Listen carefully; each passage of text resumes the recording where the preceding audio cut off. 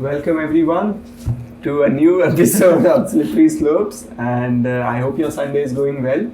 And we are going to talk about few good new things that are happening in the world right now, and why we think you should know about it, why we think we should know about it, and why we think everyone should know about it.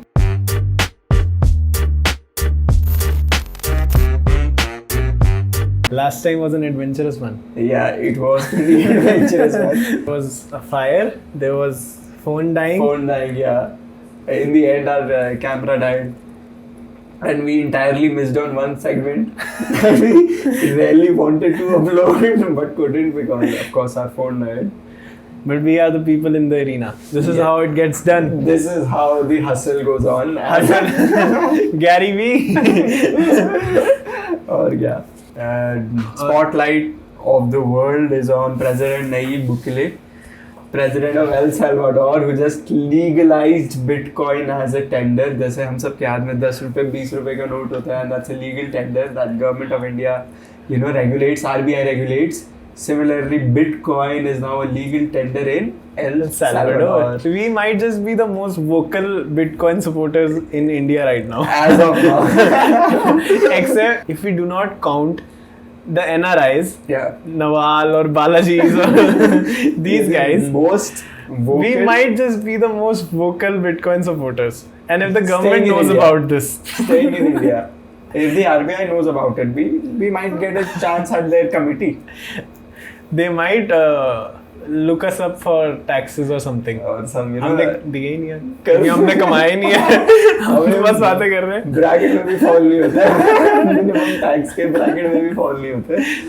So President Nayib Bukele said that with USD we need Bitcoin and it will grow GDP by a massive 20%. Yeah. What he said. But this is like very big. हमने पहले भी बात करी थी, and we actually, it was like almost prophetic.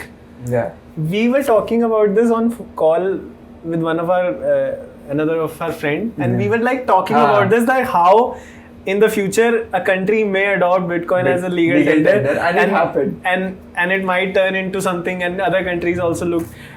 It actually happened word for word. We were discussing this a week back when this decision was officially announced, and we were explaining to one of our friends that how one country can actually adopt IT sector. I mean, it was not our idea. I mean, we only read and heard about this, but like we were speaking specifically about a country or a person like a president in charge like Nayib Bukele, who would be like literate and who would be looking into the future and who will take this step one day. And fuck, it happened.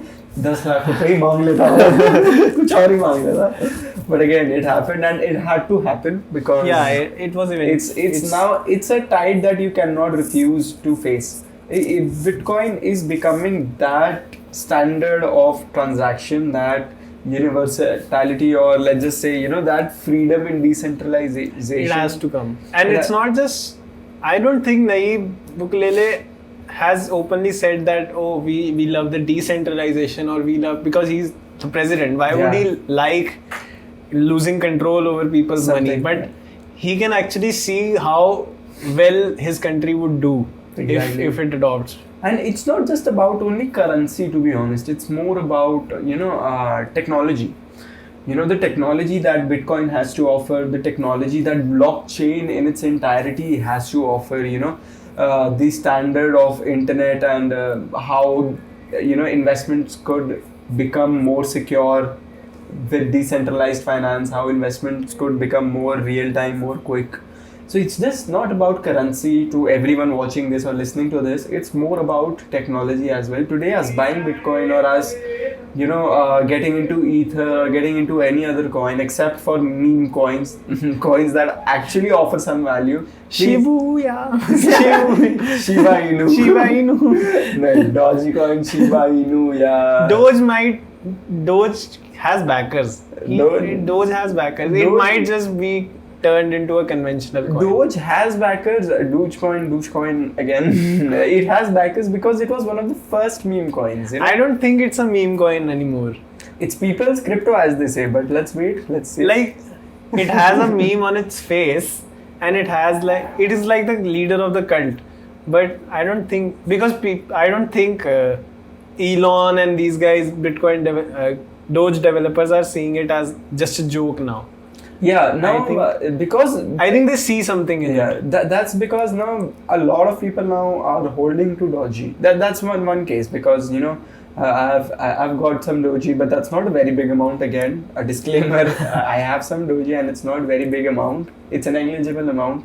So, just like I am holding, I guess someone who wants to understand crypto or wants to get their first crypto buying experience, I'll recommend to buy Doji just to understand the process of wallets, process of holding things, process of For that, even Ether may be a good choice, because but Ether is expensive. Ether is expensive. Yeah, Doji is like what? Currently, as of today's shooting of this episode, Doji is 24 rupees, 23 rupees. Yeah, and actually people who are crying about the losses, just a few months back, it was 3 rupees. Now it's 24 rupees. And it went up to, I don't know, what, 42? 36, 37. Before SNL, it was like 45, I think. 50. It reached 50 rupees. 40. 1 week before SNL, it was 50 something. Oh my god. And so, I mean... No, 50 नहीं, 50 नहीं था. था. नहीं. था. It was 0.7. मेरा loss हुआ है. अब पक्का से बोल रहा है. मेरे दिल पे लगी है. अब भाई सही बोल रहा है. But it's crazy, man. Naive ukulele, because it's not just one country doing it and the story ends. Because this is the start of something good in the future. Because this of course, Brazil senators have now voiced out that this is a good choice. Yeah. A lot of countries in South America are actually, lawmakers in South America are actually looking forward and looking into this thing. How can we do it? This is very much required in countries that are, dependent upon tourism. Tourism, as well as whose economy is not that good. And people actually fly out. They don't have money. They're not playing with house money. Yeah. The people who go up and above in the country, they go out. Much like India, but India has a lot of people who stay back, especially now in economic terms with Bangalore, and a lot of very successful Indian entrepreneurs and businessmen are staying back in India now, because they see potential in our country. In our the market is wide open if you want to do something. As of this episode, Nifty is fucking saying fuck off to all the short sellers out there, because it's going up and up and up. Nifty is at an all-time high. There was a time when I used to open Wazir X to feel good.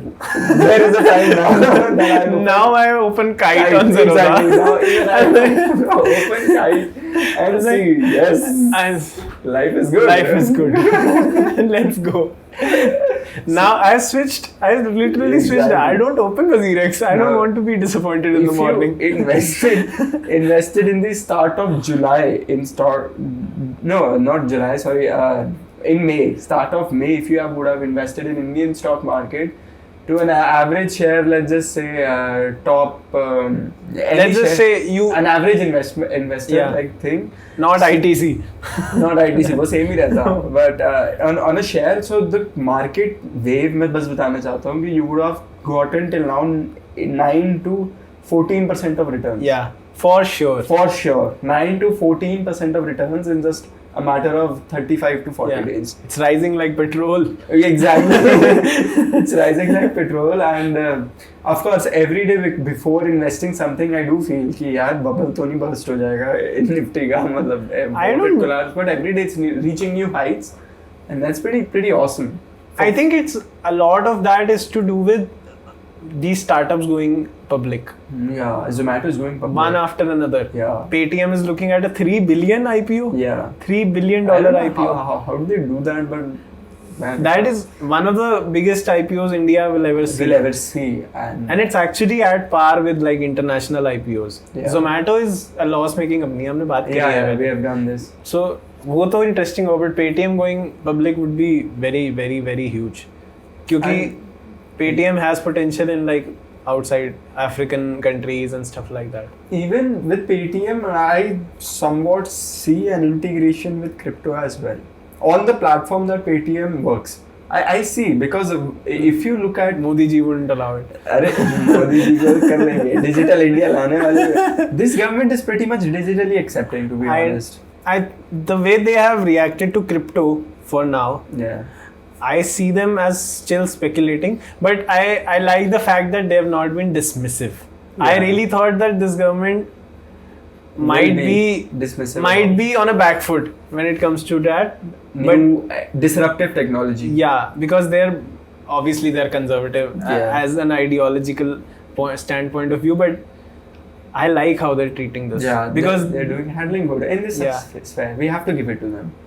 Yeah, I mean, you understand why they announced that they might ban it, because that brought actually a lot of money out of the crypto market into the economy. So that was a very slick, smart move. Yeah. If it was a move, we are speculating. If it was really planned. If it was really planned, that was very smart. Yeah. So that, but that shuffled out that, hodlers didn't do anything. They were holding on for dear life. But yeah, the fear mongers, Yeah, that doesn't mean that you could just YOLO off all of your savings in crypto. What does Warren Buffett say? Sell when the market is greedy. Greedy, yeah. And buy when the market is full of fear. Although that old fuck doesn't believe in cryptocurrency. The best time to buy is when the graph, you turn the graph upside down and just you see it go up. Warren Buffett doesn't believe in cryptocurrency.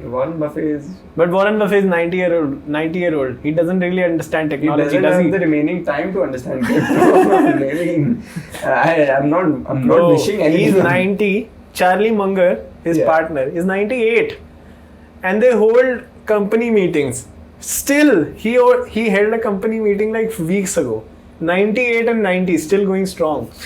Yeah. And he fucking eats like Coca-Cola and McDonald's, eats Coca-Cola, drinks Coca-Cola and eats burgers. He has this big gallon of, I guess, pura gallon of Coke pizza and that's amazing how he's still sustaining at 90 years of age. But anyway, coming back to El Salvador. This is really nice, right? Because he tweeted actually. उसने DP भी change कर लिया है. Flashlight in his DP. Really cool president. Yeah. That's what happens when your country is more of accepting. Now I just wanted to give this out. I just thought of this abhi that India as a country, to the world on stage, when India is on stage, they have an opinion. When there is this stage of cryptocurrencies, everybody is coming and speaking on cryptocurrency. We are just not like our neighbors. By neighbors, I just not mean Pakistan, but Bangladesh, Sri Lanka. China is dismissive of cryptocurrency. Because China doesn't like anything that they don't control. Yeah. I'm not comparing India to Myanmar, Bhutan, because they are still Nepal, because there's still some development that needs to happen in those countries and they're working on it. That's their problem. But comparing India to their next door neighbors, not just Pakistan छोड़ दो, नहीं compare करते, because they don't have any opinion on new upcoming disruptive technology and we have never heard of. They haven't figured out traditional economy. They first need to figure out the traditional fiat currency. Then they can move on to crypto. पहले अपने मसले सुलझा लो फिर बात करेंगे. कर लो, सुलझा लो, time ले लो, बुरा कोई नहीं. They're like, we are open to talk. The new economy. Like, what was this? They haven't covered the syllabus and the syllabus has changed. नहीं, मैं पहले पैसों में डील कर रहा था, फिर ये क्रिप्टो क्या आ गया यार, ये नहीं समझ आ रहा मुझे. They're like, पहले हम फोन ले ले, फिर उस पे कर लेंगे ये सब. इमरान भाई, तुम नए मसले पे बताओ, अभी पुराने मसले सुलझा लो. So not just Pakistan, but equally, I'd say Sri Lanka is equally, if not equally, but Sri Lanka has up and coming crypto technology and so on and so forth. So India is one of the, in the in Southern Asia, Indian subcontinent, India is the only one जिनके पास एक opinion है, जिनके पास एक stage है, जो एक. Because over the last few years, India has created an environment for entrepreneurship. Yeah. And because Trump was the US president, right? Yeah. So a lot of Indian entrepreneurs were coming back. Yeah. So they were coming back to Bangalore, they were coming back to Pune. I saw one Vice video and he was covering the tech, Silicon Valley of India, Bangalore. So he was actually visiting and talking to businessmen there. And they were like, we come back.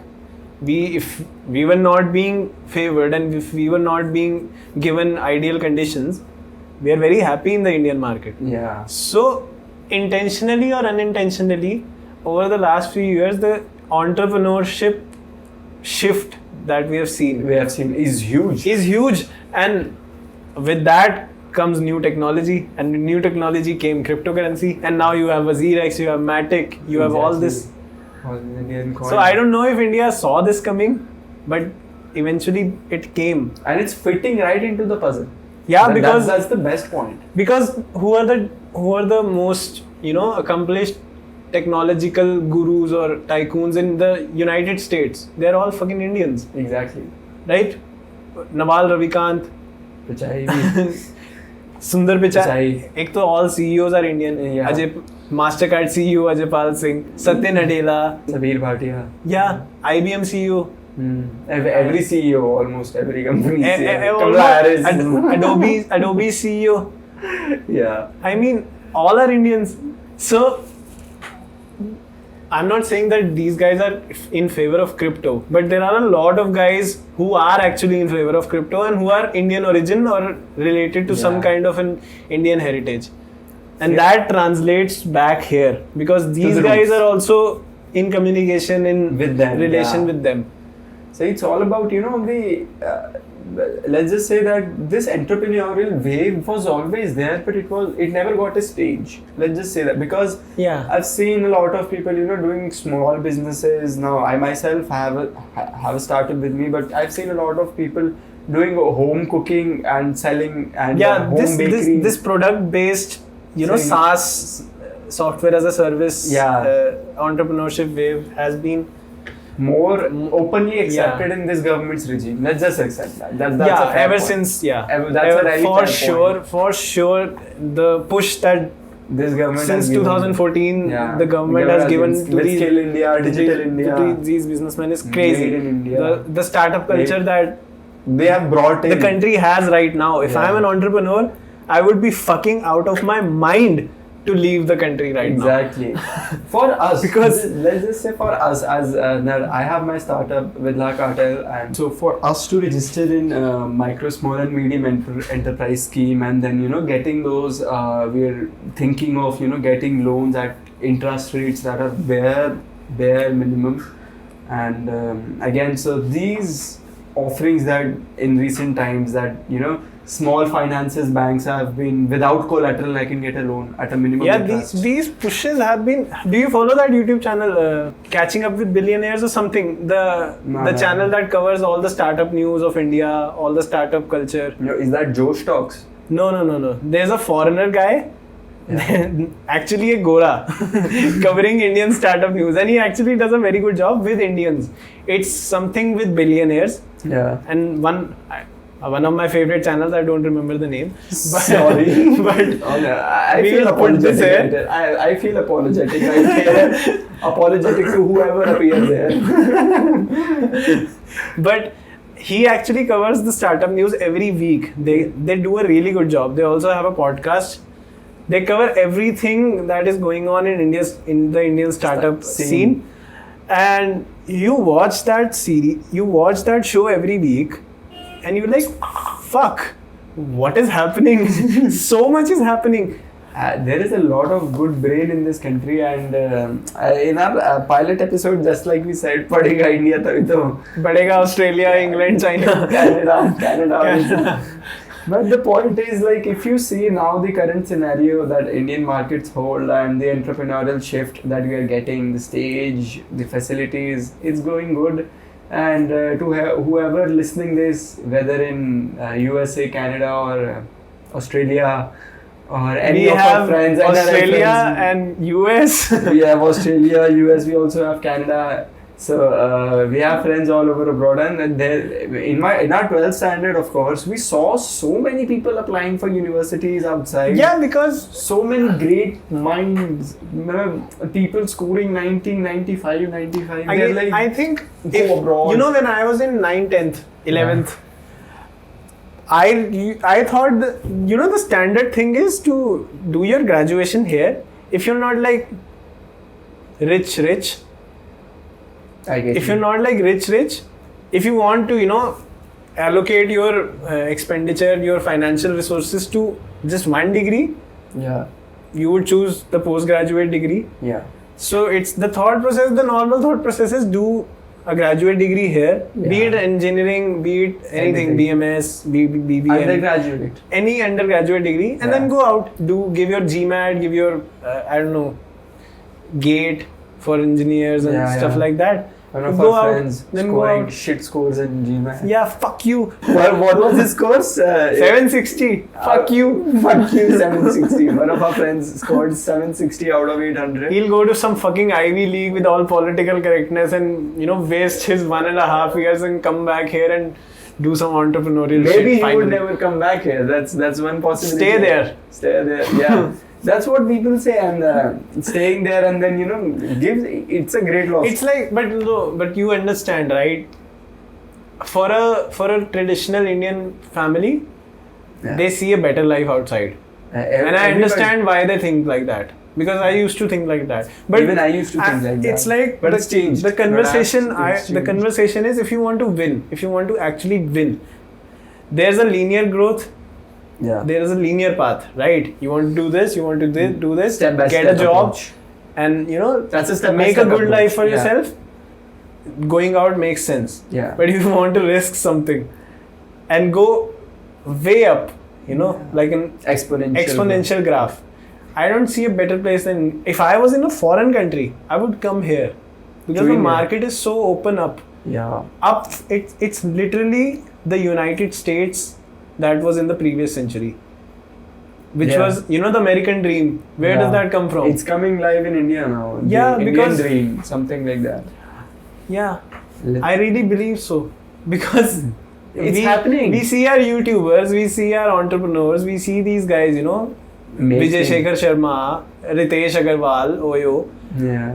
Oyo तो India में चलना ही था. We needed it. Somewhere, somehow, someone thought, यार मैं phone से कर रहा हूँ, मेरे से बात तो होगी नहीं जाके, और वो भी मेरे साथ खड़ी हो कोई साथ. ओयो तो होना ही था. नहीं, बस जाना है. आईडी क्या इच्छा? भैया आपके 1000 रुपए अभी हो गए. 1000 रुपए. भैया रूम नंबर 746 जो भी है 760 770. इतना एक्सपीरियंस से कैसे बता पा रहा तू? भाई किसी से सुना था मैंने. बहुत अच्छे से बड़े चार से सुना था मैंने किसी से. हाँ, so Zomato, Exactly. Flipkart, Sunny Bansal, Sachin Bansal. These guys, brothers. Yeah. I mean, these guys were the first ones, right? Sachin and Sunny Bansal, Flipkart. They came up with Flipkart. Obviously, Amazon came in and we troll Flipkart every day. And then Ajio. Jio, okay, we can give Jio as an Some exception, credit, right? Because yeah. it's not a startup. It's not a startup, but Jio, I'd say Jio. They took advantage of the internet revolution, right? They took advantage, plus they brought in. Yeah, the they revolution. powered so the revolution. A lot of as well. startup, but no startup like now per GB data cost. If you look in the world, India has one of the lowest per GB data cost. Pokemon Go before Jio was a menace. It was a pain in the ass, and pain in the bank account. It burnt a hole in your pocket, and I could not play Pokemon Go. It was so fucking expensive to play that. No, but like you sitting in the shower and you thinking random things. I really wish Pokemon Go came when Jio was there, because I would have done so well. You would have gotten all the Charizards and all the towers. Yeah, you could have had your Pokemons. You can still download it. That's अब थोड़ी तब था ना time. Craze खत्म हो गया. Exactly. So that's what. So for a startup like us to afford internet, and now my startup is 100% online. Yeah, you go to website and you order, and it comes the product comes to your home. So that internet accessibility was just that price point that we managed to. The thing Jio did was not just offer a lower price. They actually brought other guys and lowered their price as well. Exactly. It was like, if not Jio, then nobody else. And- but then everybody had to compromise. And this was a conversation I was having with my family as well. You know, Yeah. they were like, my mom was like, "Ye Jio hi sab kar raha hai," and you know, these guys, this is wrong. This might be turned into a monopoly and stuff like that. So I was like, why the fuck do you care? You enjoy your internet, whatever. It's good for us. The Yeah. competition. If three guys It's are healthy fighting for with us. each other It's for healthy. market share, who will profit? Us. Exactly, as the end consumer profits. Yeah. So I don't mind it. Go fight, you know, Fight, wear cancel gloves, out. fight each other, take Then no problem, we can go for death. I don't care. Kill. So that's pretty much it. And because of that internet revolution, startup like a lot of you guys would be hearing your friends doing startups, and you know your friends thinking of entrepreneurial dreams. So give them support, buy straight from them, and you know, support them. Because, Entrepreneurs.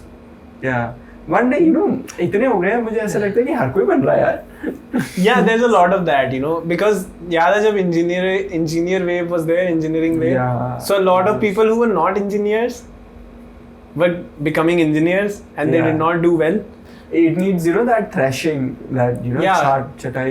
And entrepreneurship is even more brutal than engineering. It's very rough. It's very rough. It's like if you're not a footballer And you go out in the field to play football. And they make you run 18 kilometers per game. That's 2 ice every week, and training camps differently. That's not everyone can do that. And that's in every job, but entrepreneurship is like you stick your neck out for the society. Yeah. You might make a change, but you might just getting fucking killed. Yeah.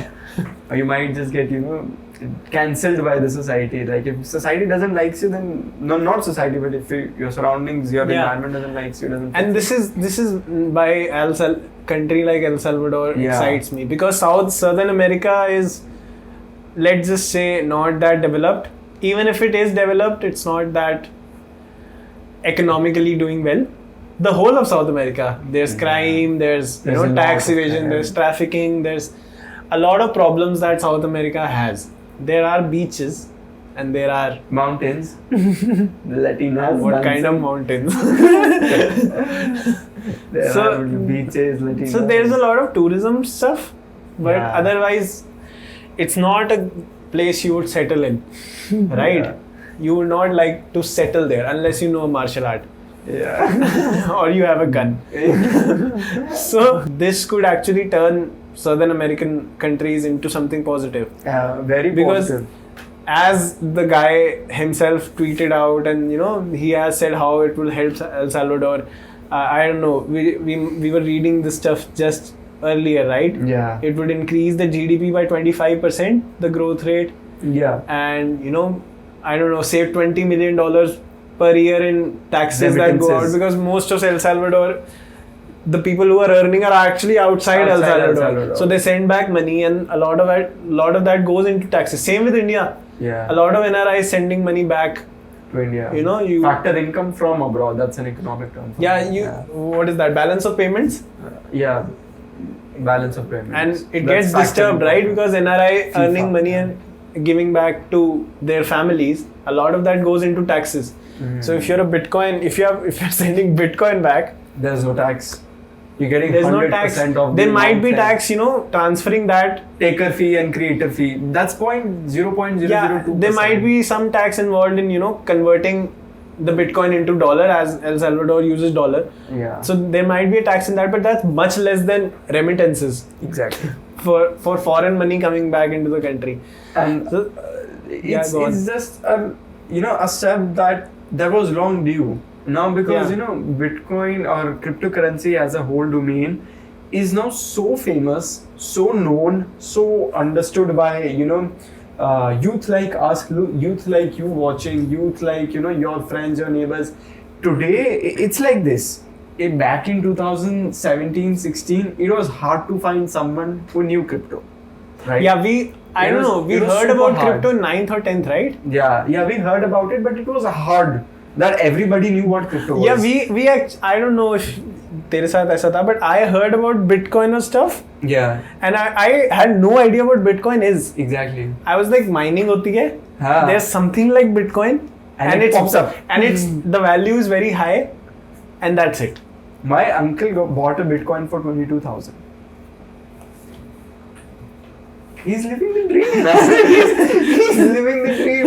I saw in his wallet. He one day, it was Raksha Bandhan's day, and my sister was For the record, how much is Bitcoin right now? 33 lakhs. So you can do the math and get the percentage of the investment, and he still has that. He's still holding. You would need a calculator. You wouldn't need it. So yeah. Coming to the point that back in 2017-18, very few people knew about Bitcoin. 2018 saw people knowing about Bitcoin, but few holded The that. pandemic was like 1920 were like everybody knows about Bitcoin, and more than few people hold Bitcoin. And the future is there. You will find no person no person around you that does not hold a Bitcoin or any crypto, any format of Right. crypto. So this is how the switch is taking place. El Salvador, आज आप लोगों को लग रहा होगा that this country क्या है? हमने country का नाम भी नहीं सुना था. Country का flag क्या है? नहीं पता तुम्हें. अभी तुम देख रहे हो मेरे को. I'm not claiming, but हमें पता है क्योंकि हमारे सामने खुला है. हमारे सामने है. But still, at some point मुझे नहीं पता था. इससे पहले flag मेरी geography. I did not think of El Salvador ever, except when I was playing, Atlas. Exactly. Atlas या वो back में. And I was among the good ones if I said El Salvador. Yeah. Touche. So me thinking of myself as someone who is geographically quite aware, but still El Salvador, country like that, if they took a decision, it's not about how small they are or how unknown they are on the world stage. El Salvador से कोई athlete नहीं आया कभी. El Salvador कभी कुछ नहीं देखा तुमने यार. कुछ नहीं देखा होगा. उनका आज ये step इतना इसलिए देखा होगा. क्या El Salvador से क्या moving on. So exactly, but the point here is that the move they took was way ahead than everybody. That's like David winning against the Goliath, and now everybody will follow the David to the same field. Yeah, to the like the Chinese guy Jack Ma says, right? It's not about who's the best, it's about who's the first to do. Right? And for sure, this will be on record.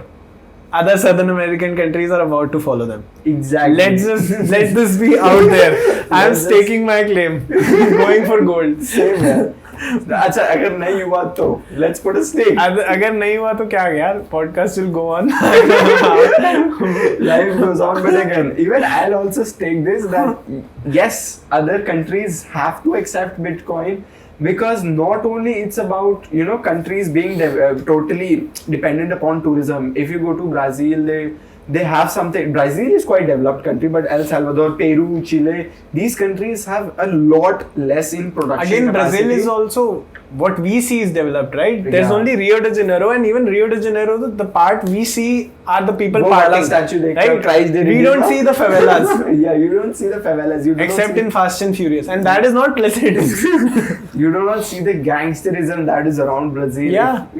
People, if they had to go for a shoot, they had these machine guns with them, bodyguards always there, because any gangster could, attack them. Celebrities going. You've seen the Vice video, right? Yeah, exactly. The Ben Anderson covering video. Brazil after the Rio Olympics, right? Yeah.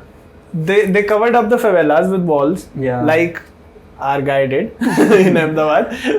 But after that, nothing. Back to this shooting. Back to gangs. And this staggering poverty. And imagine Brazil, sports-wise, if it was developed.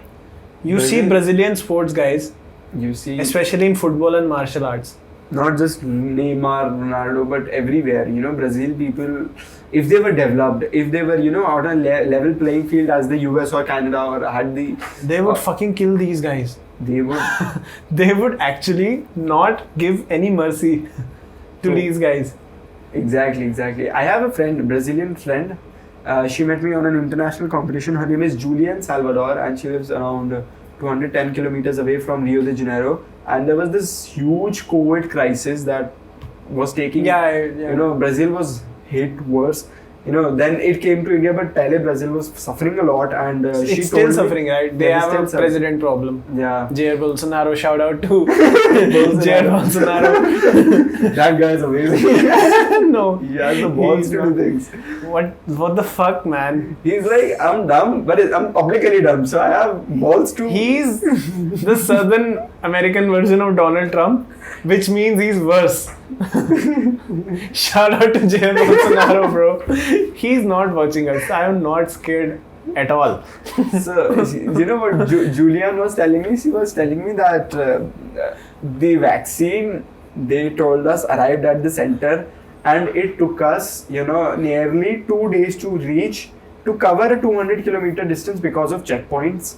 So it took them 2 days just to cover 200 kilometers. India में आप 6 घंटे में कर लेते हो, 6-7 घंटे में, if you are into a metropolitan or even tier 2 cities.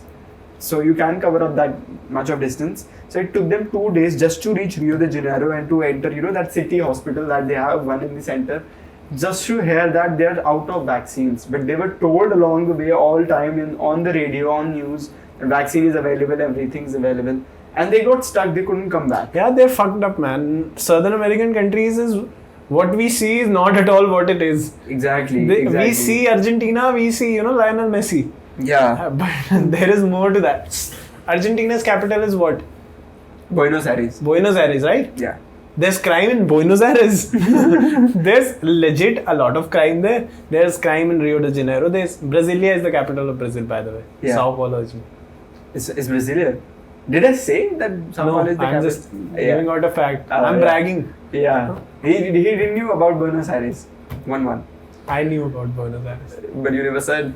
I was giving you the opportunity to sound intelligent. Shut the fuck up. So, coming back to the topic again. But this is great and this will happen. Southern American countries will be either the Southern American countries or I think the North African countries. They have to do this. They have to. Ethiopia. And you know these countries, Chad and Congo and Tabana. Yeah. Are you talking about them? Yeah. Yeah. They need that. Congo, you know, and if you look out Congo, if you look out Chad, if you Zambia, these are the countries and that you might have never heard of. African countries. I saw this Johnny Harris video. Shout out to Johnny Harris. Do you know Johnny Harris? No. He covered the border series for Vice. Yeah. Vox. Have you seen the border I've seen series, Vox. right? He covered India as well. Okay. Oh. The Johnny, the guy who you know who walks around and yeah, talks. Yeah. He has a YouTube channel. I've seen the India one only. So he does similar videos on his YouTube channel. He's left Vice now. Yeah. So he covered a video where he, you know, shed light on how China is actually giving out loans to Africa the same way it's doing to Pakistan, making their highways. It's true, right? Yeah. China is making Pakistan's highways. They're giving them support. They're giving them infrastructure, cities. And that this is no insult to Pakistan. This is very troubling for you guys if any one of you is from Pakistan, because China will leverage the favors it is doing to the and that will be in terms of land, in occupation. Hong Kong ko dekh lo. Listen to this. The African Union had a building, right? They had a headquarter sort of, and that was built by China as a favor to them. They built the building as a favor. They installed servers as a favor. In 2017 or 18, randomly, the guy who was on duty that night found out that there was a lot of activity on their servers, and the activity was linked to servers in China. So they were downloading data. What the? And listen to this. They stopped it right there, and then they searched the whole building. Turns out the whole building was bugged with mics. Fuck. Imagine a mic under your table. China actually did that. And now they cleaned out the whole building, they changed the servers, and guess what? China offered to change the servers for them. And they did. No, thankfully no. But the audacity, इसे कहते हैं chutzpah. They are removing their servers because China is bugging them. China offers, can we change them?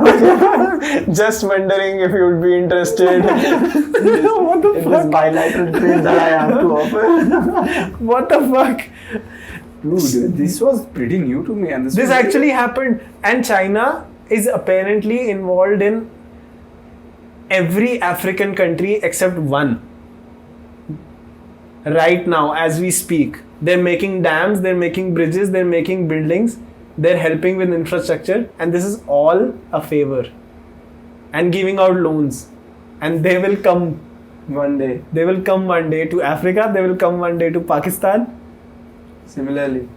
So, and they are merciless people. China is merciless people. India has a history of, trusting China and then getting bitten on the back. Hindi chini bye bye. Exactly. Who said that? It's Nehru's fault.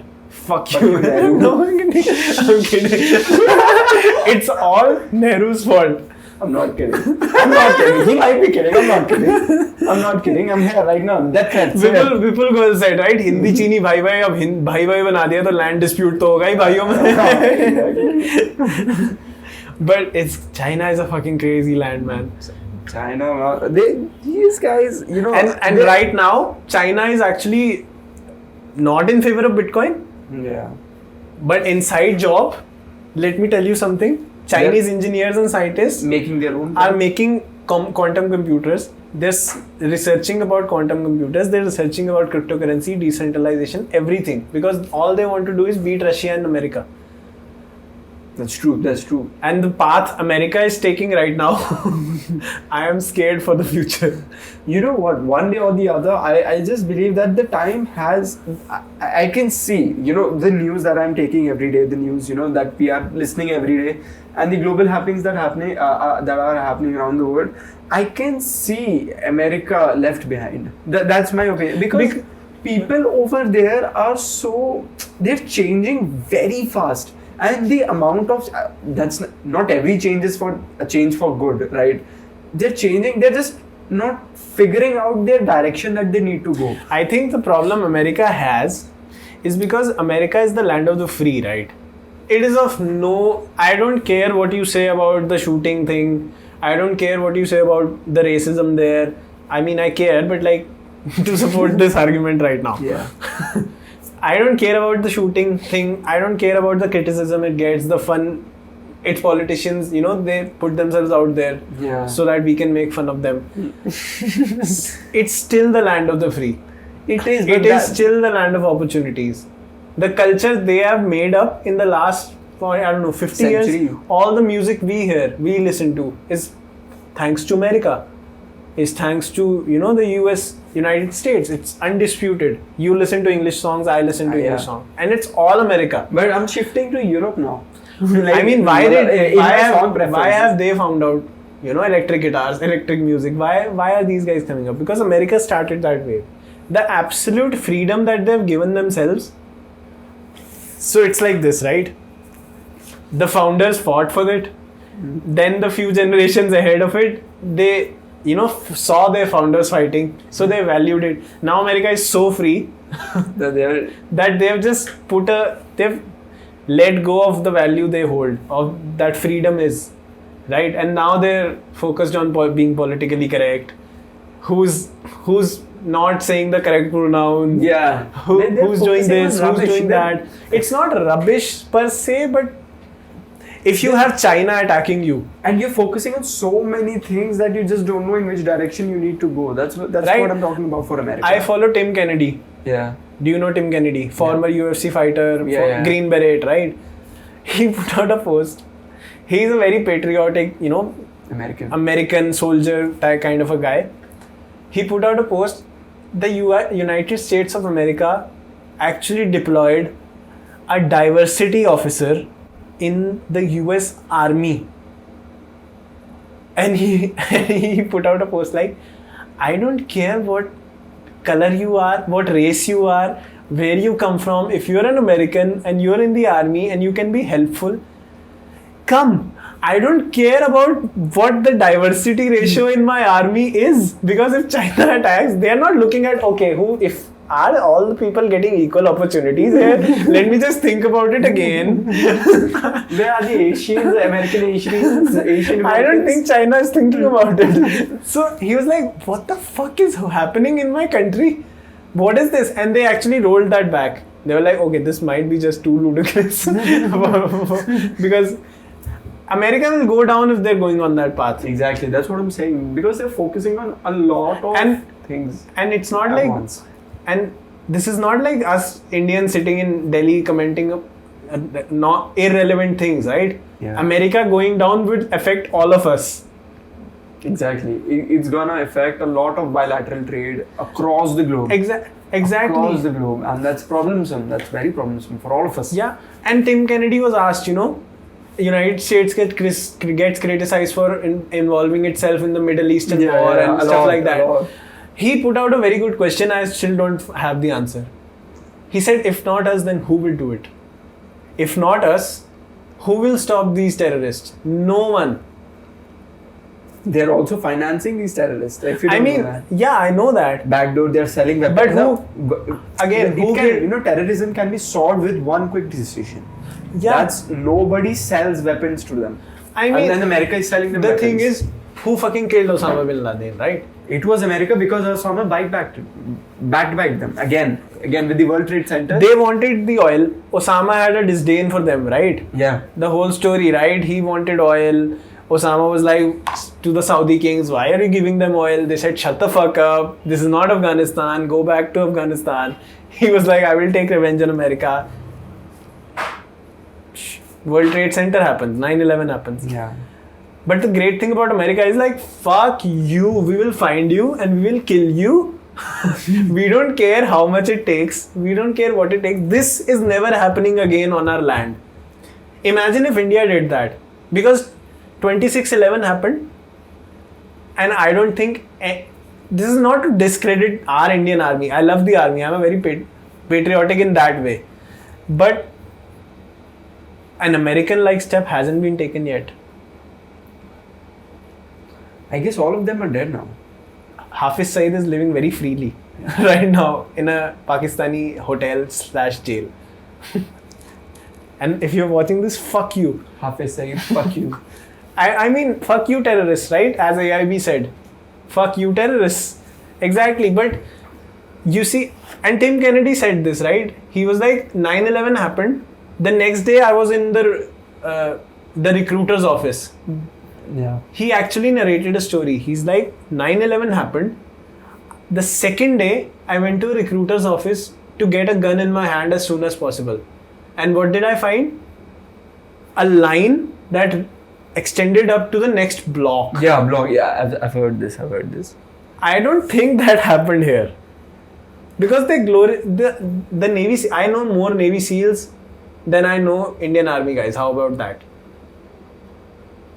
I guess, there is this digitalization with them. Like, they're very open. They're onto social media platforms.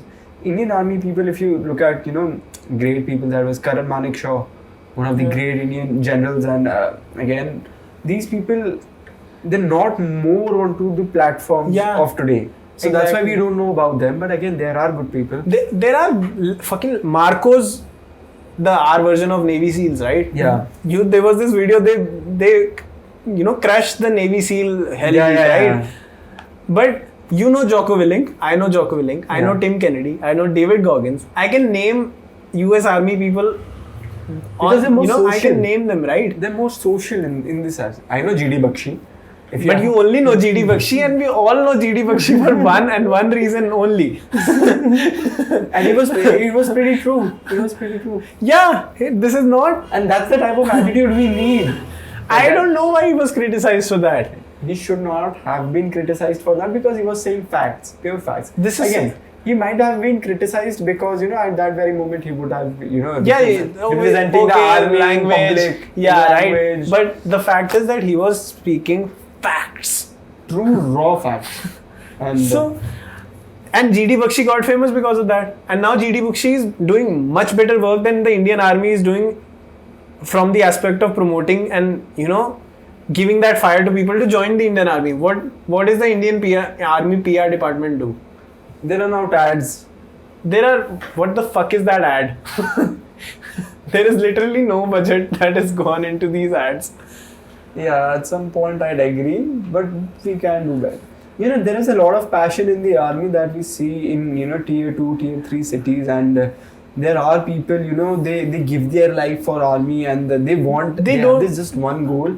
I agree with you, the fact that, the Indian army and not just army, but all spheres of our defense, they're not social enough. And hence they don't get the credit that they deserve. Yeah. Even, talking about attacks that, Indian army has always served us with all their might and all their heroics with the, Uri attack. I really wanted to talk about this since we are discussing the army.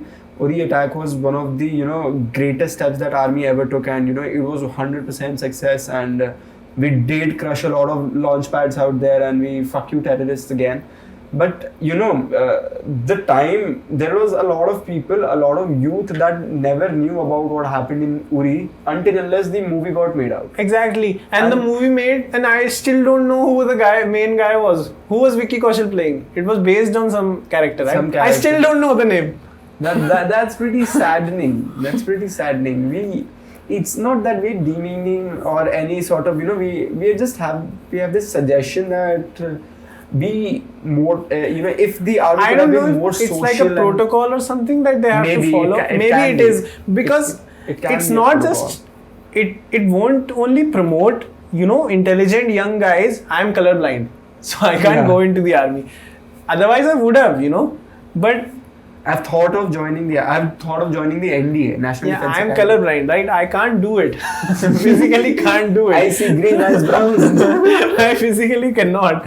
So, but there are a lot of guys and girls who would actually do very well, and they just don't know enough. These Navy SEALs, they have books out, they're having businesses out. They're doing well. They're teaching, combat skills. They're getting books out. They're opening businesses. Yeah. People know them. They're making good lives for themselves after retirement. Yeah. But in India, I guess you have a lot of perks after retirement. Do you think the US Army guys don't have perks? They do have perks, but not the kind. I would want my army, retired army professionals to have that housing, and have that opportunity to have wealth that they don't have to worry about, right? You get pension, I understand that. But pension, how much of the pension is But enough? It's still monthly pension, right? Yeah. You're not living in a mansion like Jocko Willing does. Exactly. Right? He's not looked upon by... I look up to Jocko Willing. Even Dan Bilzerian was a army person. I look up to Jocko Willink. I look up to David Goggins. These guys are US Navy SEALs, former SEALs. So I want to look up to Indian guys as well. I think there might be some restriction as to what the government allows them to do. As to what protocols might be. Yeah, I don't know. But GD Bakshi is the only guy I know right now. That comes to mind. I know a few others as well. But GD Bakshi comes to mind. I know Karan Manekshaw, because again Vicky Kaushal is playing the role of Karan Manekshaw in an upcoming film. We can teach this in the curriculum since start, because we have always heard about Battle of Plassey being fought, Battle of Haldighati being fought, but we have never heard what happened in if you teach kids about Kargil, Kargil is not in the syllabus, right? Yeah, if you teach kids about that how Pakistanis surrendered in Lahore and how. But then our books were made in like 17th century, right? Our education system. System ko bhi pata hai, education system needs a lot of fixing, but again, I hope the new education policy would change things. Yeah, new education policy is super promising. I hope it changes. It is super promising, and it requires students to intern while they are in high school. And that is not child labor. Secondly, that is not child labor. Fuck you, opposition, for calling that child labor. But again, you can intern in senior secondary, and that's 11th and 12th grade. That is great, actually. That is super good because that gives you the real practical experience of things that you are learning in school. But I hope, because again, I don't know, American history, what would they teach them? They're 200 years old. Exactly. The whole country. So all they have to teach themselves is... What are Europeans without history? Americans. Yeah. that's how easy it is to sum them up. North Americans. Because they pushed the natives to South America, right? Yeah. And now they're called Brazilians. Coming back to like the freedom part, right? America is the land of the free. We make more fun of America than we praise them. But as of now, if not India, if you want to grow and have exponential growth in your life, America is the place to go. Yeah. I know Europe, Sweden, these countries do well, right? They do very well. Everyone is rich as fuck. Yeah. Everyone is happy as fuck. Every second home you find a millionaire. Yeah. They have sovereign wealth funds and whatnot, but exactly. They're not United States of America. It's still... This is America. Yeah, this... Childish Bambino. Gambino wala gana chala diya. They still are on the top of the ladder. Yeah. But for how long? But if they continue on this path, they have people, right? They have Elon Musks. They have Jeff Bezoses. They have Naval Ravikant. They also have Mark Zuckerbergs. They have They have Sundar Pichais. These guys are Americans. Let's just be very clear about it. Yeah. So they chose something that and good for them. Good for them. Good for them. But we should not. At some point, I really wanted to bring this, and with the help of the platform that we are on, internet, of course. So I really wanted to bring this. YouTube, Spotify, and other platforms as well. Be careful what you say about Sundar Pichai. No, I really wanted to come on this, and this is. What I feel from the bottom of my heart is that if tomorrow, you see that Sundar Pichai became a billionaire, the number one richest guy, or if you see another Indian taking over some big shot company as the CEO, I think at some point I feel that why we calling them, Indian, still Indian. You call Sundar Pichai Indian. Was Sundar Pichai born in India? Yeah, he was in IIT, bhai. Yeah, right. Yeah, metallurgical engineer. He studied metallurgy. So, don't call Sundar Pichai Indian anymore. He chose something that... Shut up. Why? Why would you call him Indian? Because he is Indian. Born in India, right? Born in India. But again... that's okay, but I felt that he made a choice, right? And it's very clear. But it's good for him, right? He made good for him, but for us to India, Indians, tum log dekho na, yeah, for us to see that Sundar Pichai bahar chale gaya, that's brain drain, yahan bachche yahan badhte hain, bahut acha caliber hai, they go out, they do well for other countries, then India goes down and countries it's like... the Swadesh movie, right? Exactly, but again, if Sundar you can only Pichai hope he does well, talent gives back to could have his stayed homeland, in right? India. Let's just say ISRO man, who's the chief of K. ISRO? K. Sivan. If K. Sivan would have left us, just imagine that there would have been Mangalyaan, the all-female squad. If the female captain Shri, I just forgot her name. I'm so sorry. If she would have left India, if K. Sivan was never, if he went to Roscosmos or to Eurospace or to some Virgin Galactic or SpaceX, anything. Again, he made a choice. But it's like, he said country first. My country again, right? First. Again, right? But again, America is the land of opportunities. America is the land of where dreams are made. India is gradually shifting. Right? India is gradually shifting. If Sundar Pichai was an IITian, he saw a better life for himself outside. And we can only hope, right? He's an individual. Yeah. So he made choices for himself. Now he's the CEO of fucking Alphabet. So we can only hope that, he will give back. And maybe he is indirectly or directly, right? Giving back to us. People look up to Sundar Pichai. That's, people look up to Sundar Pichai and they think, bahar jaake life achhi. That's not the point. But again, right? Sundar Pichai. I mean, it's not just Sundar Pichai. It's Ajay Pal Singh. It's Satya Nadella. It's, the IBM CEO, the Adobe CEO. These are all Indians, right? You Exactly. look at this list. Anand Mahindra is in India right Exactly. now. Ratan Tata is in India. Indra Nooyi, right? PepsiCo CEO. Exactly. So- Dinesh Paliwal.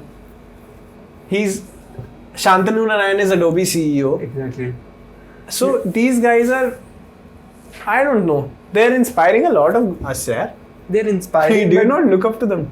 I look up to them, but I look up to more of people who are stayed in India and who took country first. Azim Premji did country I mean, you are a first. patriotic guy at heart, right? Exactly. So- And that's what one thing Sachin Bansal, Binny Bansal, Flipkart in India, right? Sunny Bansal. Sunny Bansal. Sachin and Sunny, right? Yeah, Sachin Ah. Bansal. So Flipkart, Lenskart was again founded. You know. Ritesh Agarwal. But like again, Ritesh Agarwal went to Thiel Fellowship. Peter Thiel taught him about business, right? But again, he He came back because he saw an opportunity for OYO to, expand in India. So he actually capitalized on the market that we have. That's the point. Keeping country. And now people are coming back. Because, and again, this is not because of, maybe some of them are patriotic Swadesh, like we'll do something for our country, the Ranveer Alabadia types, beer biceps, right? He actually says, I want to do something for my country. Good on him. But a lot of them are like seeing the opportunity they have. And then they're coming back. It's not all patriotism that I want to do something for my country. Nikhil Kamath, Nitin Kamath. Do you think these guys care about India first? No, fuck no. That's one thing, yeah. Because India has a market. And it's huge. It's fucking huge. Now it is coming to its actual potential. India ने अपनी potential realize कर ली है. अब बस ऐसा है कि वो कब उस पे आएगी. तो that graph is slowly going up every day. Nawal Ravikant was born in Delhi, right? Yeah. He went to, I think, New York when he was 8 or 9. Yeah. Now he has AngelList. How many Indian students find jobs in startups on AngelList? Many students. AngelList is one of the top companies, top sites, right? You look for jobs. So good on these guys. Capitalism wins in the end. Shout out to capitalism because I support capitalism. Karl Marx can go fuck himself in Soviet Union. Karl Marx, fuck you for. Why? I admire Russia in a lot of things. Let's just say Sputnik 5 that are as trustworthy as the AK-47. Putin said in his conference. Who the fuck said that? Putin said that as this country gave the world AK-47, our Sputnik vaccine is as trustworthy as the AK-47s. And if someone like him I would give me the shot right now. Mother Russia. This is no hit on like the Serum Institute of India. Yeah. But if we're not hitting on you. But if Vladimir Putin tells me that his vaccine is as safe as AK-47, I am game on it. I am 100% game. Me too. I'm also 100% game. What a statement. What a statement. Now that guy also before it's making Sputnik public, to demonstrate it to the public that, we have our vaccine. Russia was the first country to come up with the vaccine. He gave them to the KGB. For sure. Yeah, that's one point. But again, Putin firstly got his daughter vaccinated in front of the world to make people to gain confidence. That's how ballsy he is. He gave a shot to his daughter first on live TV that his daughter is getting vaccinated and this vaccine is under test protocols and my doctor is willingly taking this shot. Imagine the patriotism that again, this is not to say that Putin is not a fucking asshole. Because he is. He is in some points. We are in support of Alexei Navalny. Are we not? We want democracy in Russia. But this is not to say that Vladimir Putin has some swag on him. He's a black belt. He rides horses on his fields. He's a black belt in judo. Or no, Sambo. Why would he be a black belt in judo? he's a black belt in Sambo. Yeah. He meets fucking Khabib after he comes back from a fight. He's got style, buddy. He's got style. Vladimir Putin is a fucking He's a fucking badass. He's the badass that, I've And met it's not Russians. just. It's not even funny. I would like to know. The Lex Friedman is obsessed with Vladimir Putin. He wants him to come on his podcast. Yeah. But I like the argument that Lex Friedman gives, right? If you think about it philosophically, he's such an interesting character, Vladimir Putin. He is. Right? He He rose up from nothing and now he's the prime dictator, general-in-chief. He was he became an intelligence officer first. And now he fucking rules Russia on his will. That's amazing. And somehow Russians are happy. Now Navalny attacks him and a lot of Russians are opening their eyes, right? But but sometimes I feel democracy is not always the answer, and I feel democracy is outdated. no.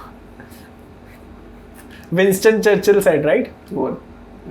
Democracy is the worst form of government except all the other ones. I think something related to that. Search. Yeah. Let's go. But to people, thinking that democracy is the way for can take a nation from one place to other, to skyrocketing heights. I just want to say that democracy, in my opinion, is outdated. No. It has been said that democracy is the worst form of government except all the other ones that have been tried. And I think this is very accurate. Yeah, it is. Because, democracy slows a lot of things down. It slows down but a lot it's the of best process. we have, right? It's the best we have. I don't know. Perfect is fictitious. Let's just say. I mean, this is one argument I used to think about. One of our friends, very good friends, used to say, we want a dictatorship. So I used to tell him, okay, you like dictatorship because it does things very fast. I like dictatorship. Alright, let's go. Yeah. You like dictatorship because one person is in control. Yeah. Assumingly, he would work for the people. Yeah. He would lead from the front. Yeah. So, these are the reasons, right? Yeah. Very quick decision making. Yeah. Things are very fast. I remember him. Yeah. It's But cool. this is ideal dictatorship you're talking about. Not everything. Let's compare it to ideal democracy then. People compare ideal dictatorship with real democracy. I want you guys to compare real dictatorship with real democracy. So now compare United States of America with North Korea. I'd still say dictatorship, let's just say that dictatorship still exists, but there are formats to it in various countries like People's Republic of China, PRC. Would you say China is doing well? I'd say they're planning to conquer the world. Why aren't they doing well? But as a country, you think Uyghur Muslims think the same way? If you bring out North Korea, China is supporting North Korea, the regime. Yeah. China is fucking up the Uyghur Muslim situation, right? China is coming up on our borders. They fucking want Ladakh for some reason. They fucking want everything. So, I mean, God made the world and everything was made in China. And rest everything was made. And they don't accept God now. Fuck. What is this? We make no God. No religion in China, right? Yeah. So, would you want a country like that? Absolute power corrupts absolutely. You know what? But dictatorship would, again, do a lot of things fast, quick, and would be more, I'd say responsive to outside changes. But again, you are comparing ideal dictatorship. I'm just saying dictatorship would be very fast, and that's what Ideally. Ideal dictatorship would mean that everything good happens. Real dictatorship, let's come to real democracy. Real democracy is slow. All right. Decision making. No, but compare cases, right? Yeah. Let's compare cases. What are the real dictatorship cases you have going for yourself? China is a dictatorship, would you say? It's communist, yeah, right? But at this point it is... It has elements of dictatorship. Yeah. North Korea, the Soviet Union, I don't know, Nazi Germany, fascism and dictatorship, I don't know. So, And now let's go about real democracy cases, right? Yeah. India, the United States of America, the Scandinavian countries, New Zealand, Canada, Australia. I don't think you're winning this argument, my buddy. You know what? I just say that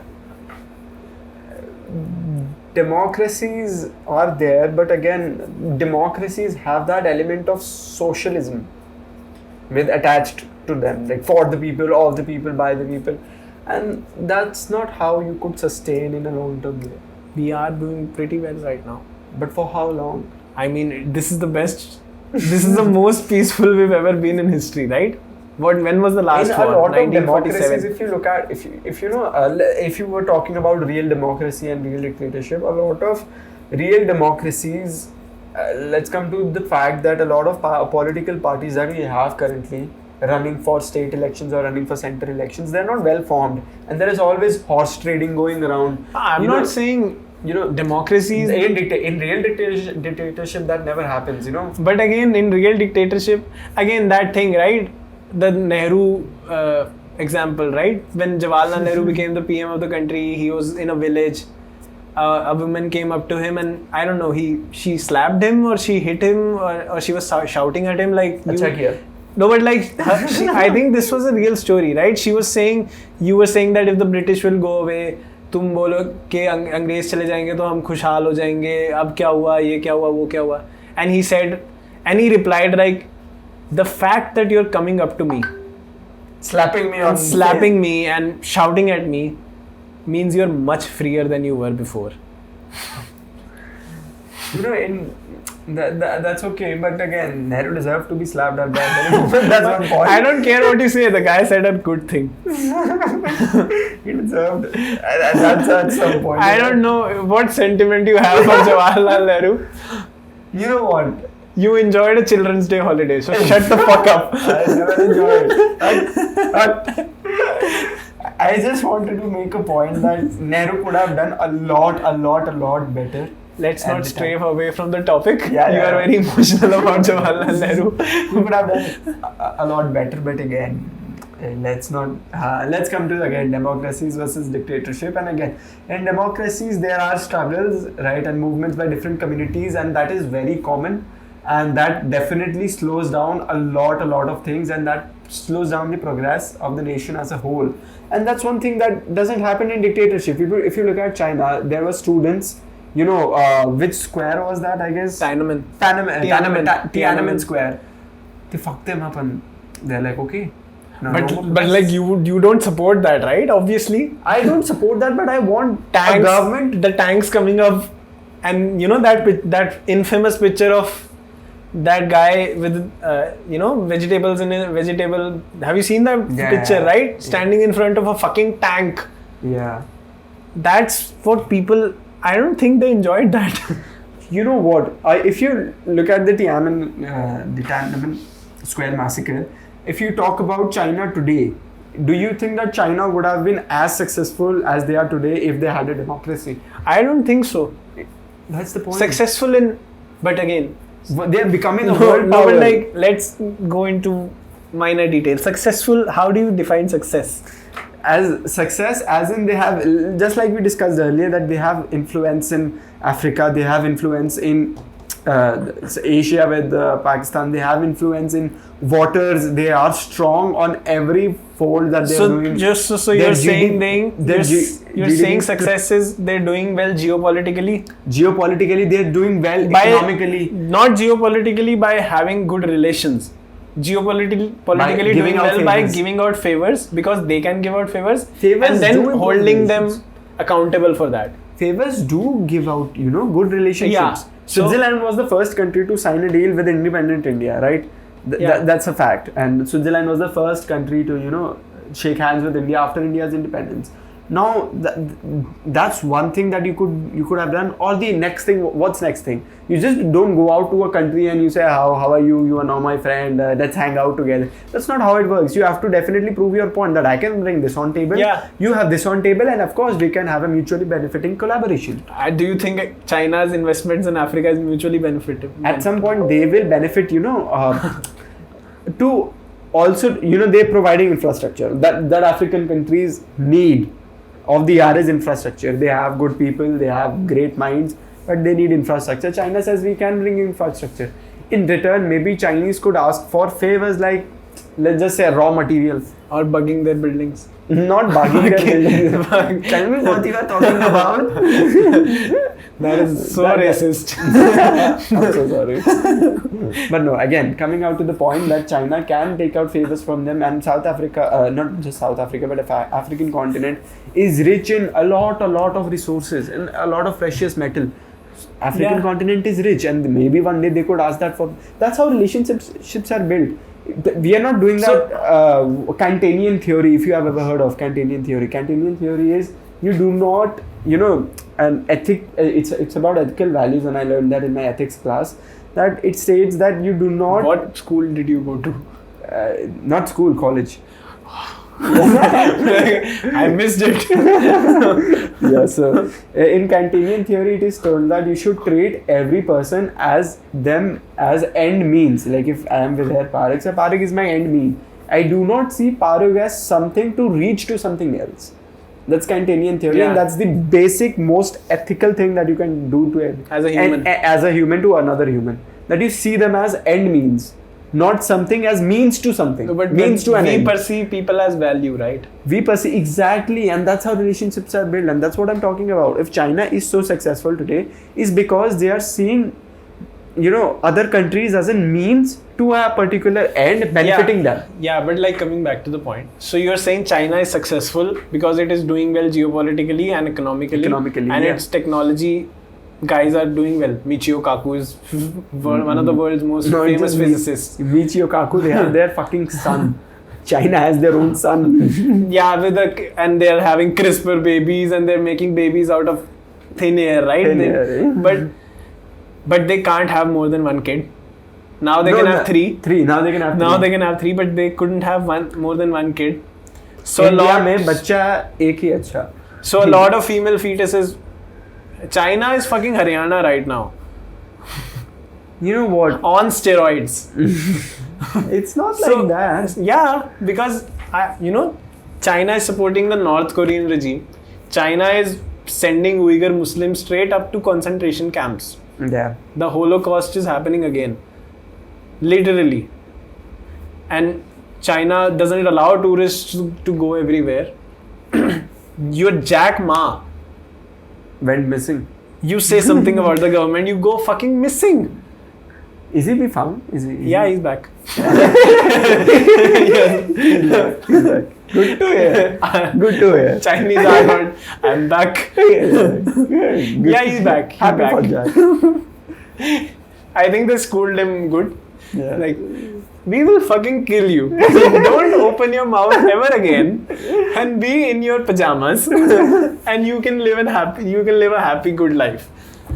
So I don't know. This is but China's investments. I'm just not saying that Chinese. We as Indians we had this Nara boycott Chinese good and promote small scale industries. Country can live like that. No country can avoid China at one or the other. They provide the world's cheapest labor as of now. But they've done well, right? Factories. 98% literacy in the whole country. That's because we as a democracy still couldn't figure out how to spread literacy. Yeah, every Indian economy class is basically what China did right and what India did wrong. I swear to God. And that's because one has dictatorship. Let's agree it is dictatorship. It's communist, but with dictatorship. And one is purely democratic, which fights every day. It says, let's just say every communist state turns into a dictatorship eventually. Exactly. And let's just say, Vladimir Putin, Joseph Stalin. Exactly. So it works that way. But again, if you see their success, if you see today Russia, if you see today China, they are standing there and they are like, come fight if you want to fight. You lose.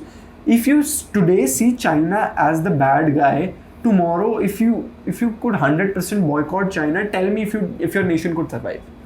Tell me if your nation could provide the cheapest labor. US got a shock, right? In the pandemic when they didn't have masks. Masks had to come from China. Right? They got a shock. Like, what do we do now?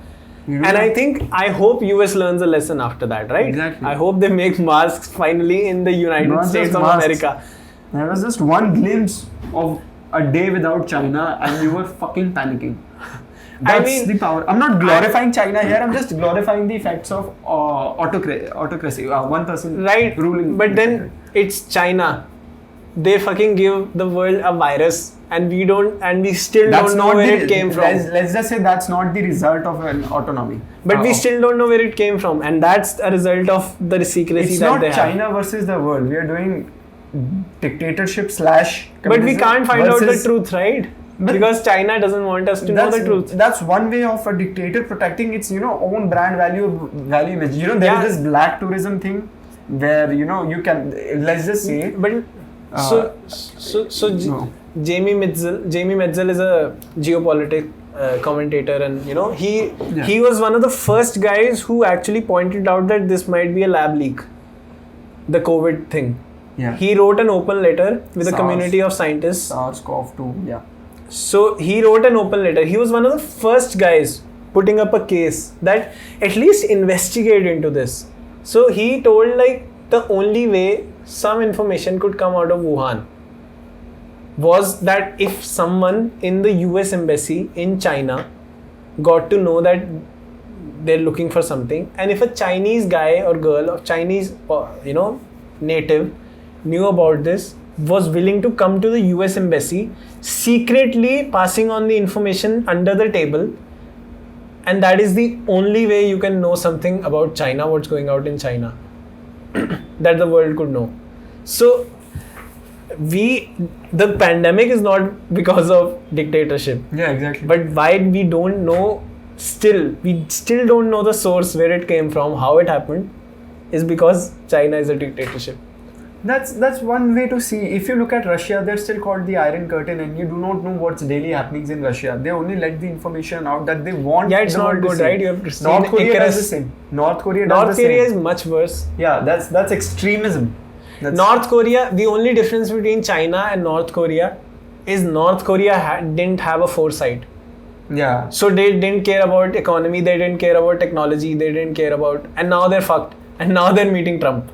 Yeah. And now they're, coming same with Saudi Arabia. Coming on. They fucking... the royal Saudi family. They depended on oil. Yeah. And now they realize oil will deplete one day. Not just deplete, oil will be substituted with electricity. You see Dubai right now. Easily, yeah. Dubai did a fucking amazing, fantastic job. Amazing job. They realized so early that they cannot be dependent on oil. And so they were like, come fucking visit Dubai, Habibi. Come fucking have deep sea diving in a mall. What the fuck? Dubai have snowboarding in my mall. What the fuck is this concept? Have snowboarding in middle of 60 degrees Celsius. You are having snow and you're snowboarding in snow Dubai, ski Dubai. And gyrocopters flying. They're fucking making islands in shapes of palm leaves. What the fuck is going on? They did the best of all money they could have ever done. That's facts. That I have to give to Dubai. Is it Sheikh Manzoor or Sheikh? I don't know who the guy is. Respected Sheikh of Dubai, shout out to. The only difference between North Korea and China is North Korea didn't have foresight. Yeah. China had it. China said, okay, we'll rule over this population, we'll fuck them up, but we better make sure they're educated in the way we want them to be educated. I don't think Chinese schools teach you about democracy or American culture. Indian books do not glorify Bhagat Singh. That's the same thing. They do? No, they don't. You didn't know about Bhagat Singh? That's because he is one of the most important martyrs that was paused. Did you have a chapter about Bhagat Singh? Yeah, we had a chapter about Indian freedom fight. There are so many, favorism towards the, I'd say, Congress का पुराना नाम क्या था? INC. Chalo, let's just say that. The Gandhians, so much favorism to the Gandhians. So much favorism to Nehru's. Right. So much favorism to Feroz Gandhi. Look. So, I don't like this argument. You know what? Look.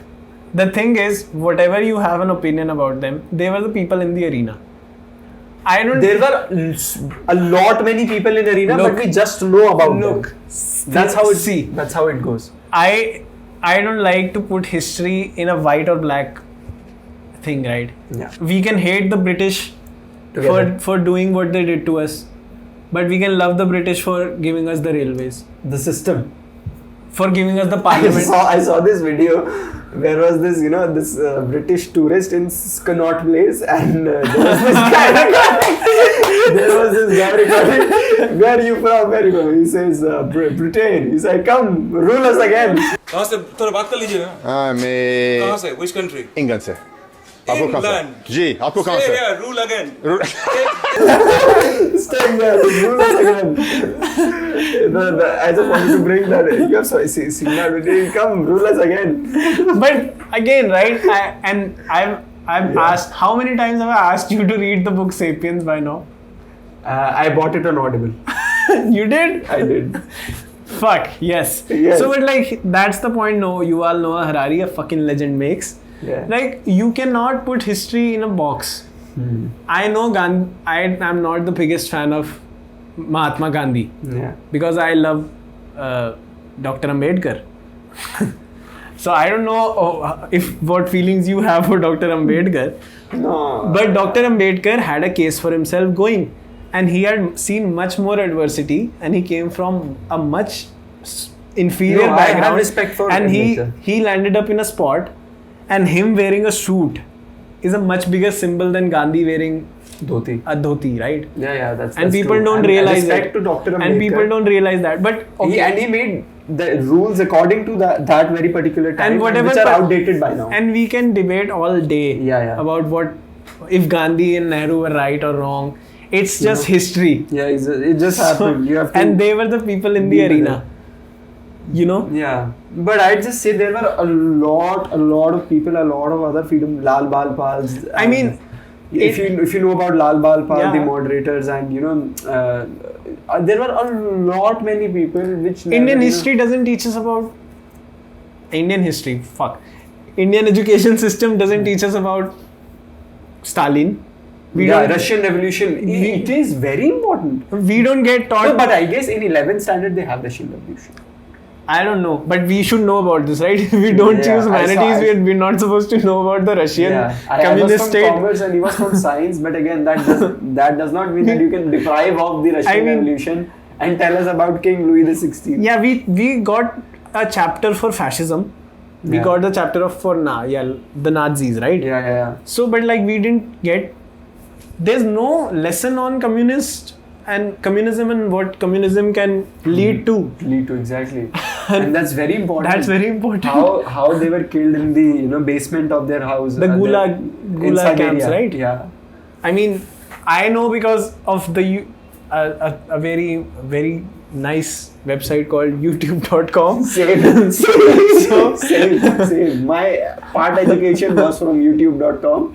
And I turned out quite well. So maybe you can too. Close your books. Watch the podcast and maybe you could know more about Stalin.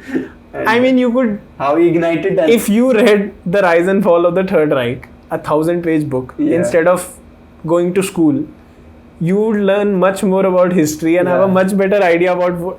People sleep in history. I didn't understand. History was my favorite, man. History was my favorite as well. History, social science, as we say. Social science, right? Schools, yeah. It was my favorite as well. Same. But the fact that a lot of our classmates hated history, I don't know, depresses me to my core. Even geography was my favorite, man. Pol science and geography. First of all, political science. Should be changed to political studies. Yeah. There is nothing scientific about politics. Let's just. I don't care what a humanities politically correct person says about this. Political science is fucking nothing. There's only studies. Anything that has science after it is not a science. We don't say physics science. It's just physics and it's a science. They don't have, उनके कपड़े पहन के announce नहीं करना पड़ता कि वो science है. Yeah, so in political studies, we learned about Lake Walesia and this Polish rebel that he caused, and it was pretty awesome. Then we learned about Chile, Pinochet, yeah. Augusto Pinochet. So that was communism. Yeah, that was quite hint of communism. But that is nothing. It's not enough. You teach communism and you don't talk about Russia. What the fuck is wrong with you? What the fuck? The only thing we know about Russia from the Indian education system is that they kicked the fuck out of Nazi Germany. That's all we know. And they had pretty outdated weapons at that time, and they only kicked their asses out because they were large in numbers and the winter climate, right? Yeah. The winter. So again, today we are if you are discussing about autonomy, autocracy versus democracy and part communism. It's because we were deprived of these things that matter today since our education, since our very preliminary. Not preliminary, but elementary education. And that is required. And that is why it is very hard to, for a person who comes to know about socialism for the first time would love it. Exactly. I love it. I still love it. Because not still love it. No. I'm pro-capitalist, but yeah. If you first thought of it. Everyone helping each other, everyone for everyone. A society moving ahead together. Just like a family works. Right? Family works, yeah. Like the fire department works. Yeah. It's a socialistic institution, right? The fire department. It feels like a very good idea. Yeah. But then if you're in a group, you're trekking a mountain and fucking Suresh isn't coming up and you're all stopped because of Suresh. You're like, Suresh, you might just cut them. Suresh, what the fuck is wrong with you, man? We need to go up. We didn't sign for your ship, man. We want to go up there. Right? You cut the rope and that's and the one who reaches the top, then he reaches the top. Exactly. So yeah, if you don't teach history, you tend to repeat it. Exactly. Is what I would like to say. Not history tends to repeat itself. You can remove the teaching element. The freedom struggles that we had in our time, that every country had once. America never fought for freedom. Germany is the only country I know of that gives out history objectively. They tell their students about what Nazi Germany did. Yeah, and that's true, and that should happen. I mean, the British don't. British don't tell them shit about India. They, brutality. they don't teach their kids how they fucked up China with opium. Yeah. They got entire China high on opium. They were like, hi China. China like, wow. I see stars in this is better than tea. Let me get this in my tea. So again, Britishers are fucking... I saw this quote, right? If the news is fake, what is history? Damn, son. That's pretty amazing. Amazing. So again, sometimes in history it is always, you buy the news but you sell the rumor. Yeah. And that's how some facts in history are manipulated. But again, studying history will teach you a lot. Mark Twain had this quote, right? The lie would travel twice around the globe before the truth ties its laces. Yeah. I think there was this some. But again, Mark Twain said it or something. If you even said it, it made sense. It made sense, right? Yeah. I butchered the quote, but yeah. But again, it was understandable. And again, जो झूठ आग की तरफ फैलता है.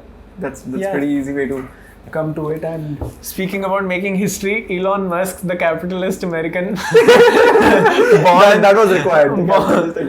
Born in South Africa, the American dream.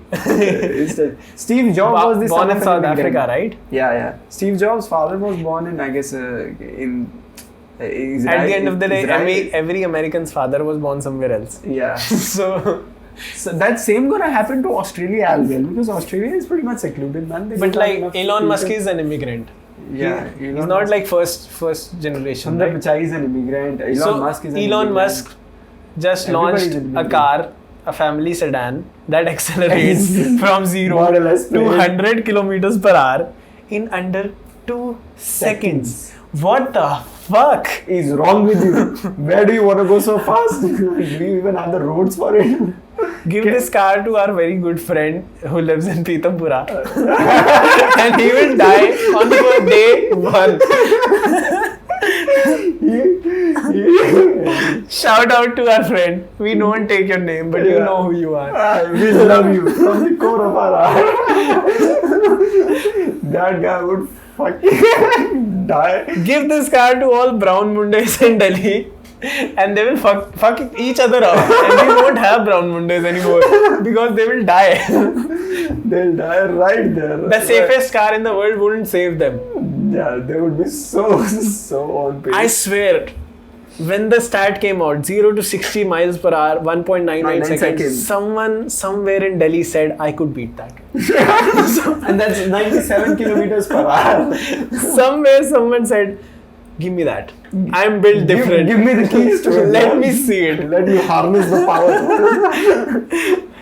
Those are rookie numbers. Somewhere in Delhi, someone said those are rookie numbers. I could beat that, Elon. You just don't have the right driver.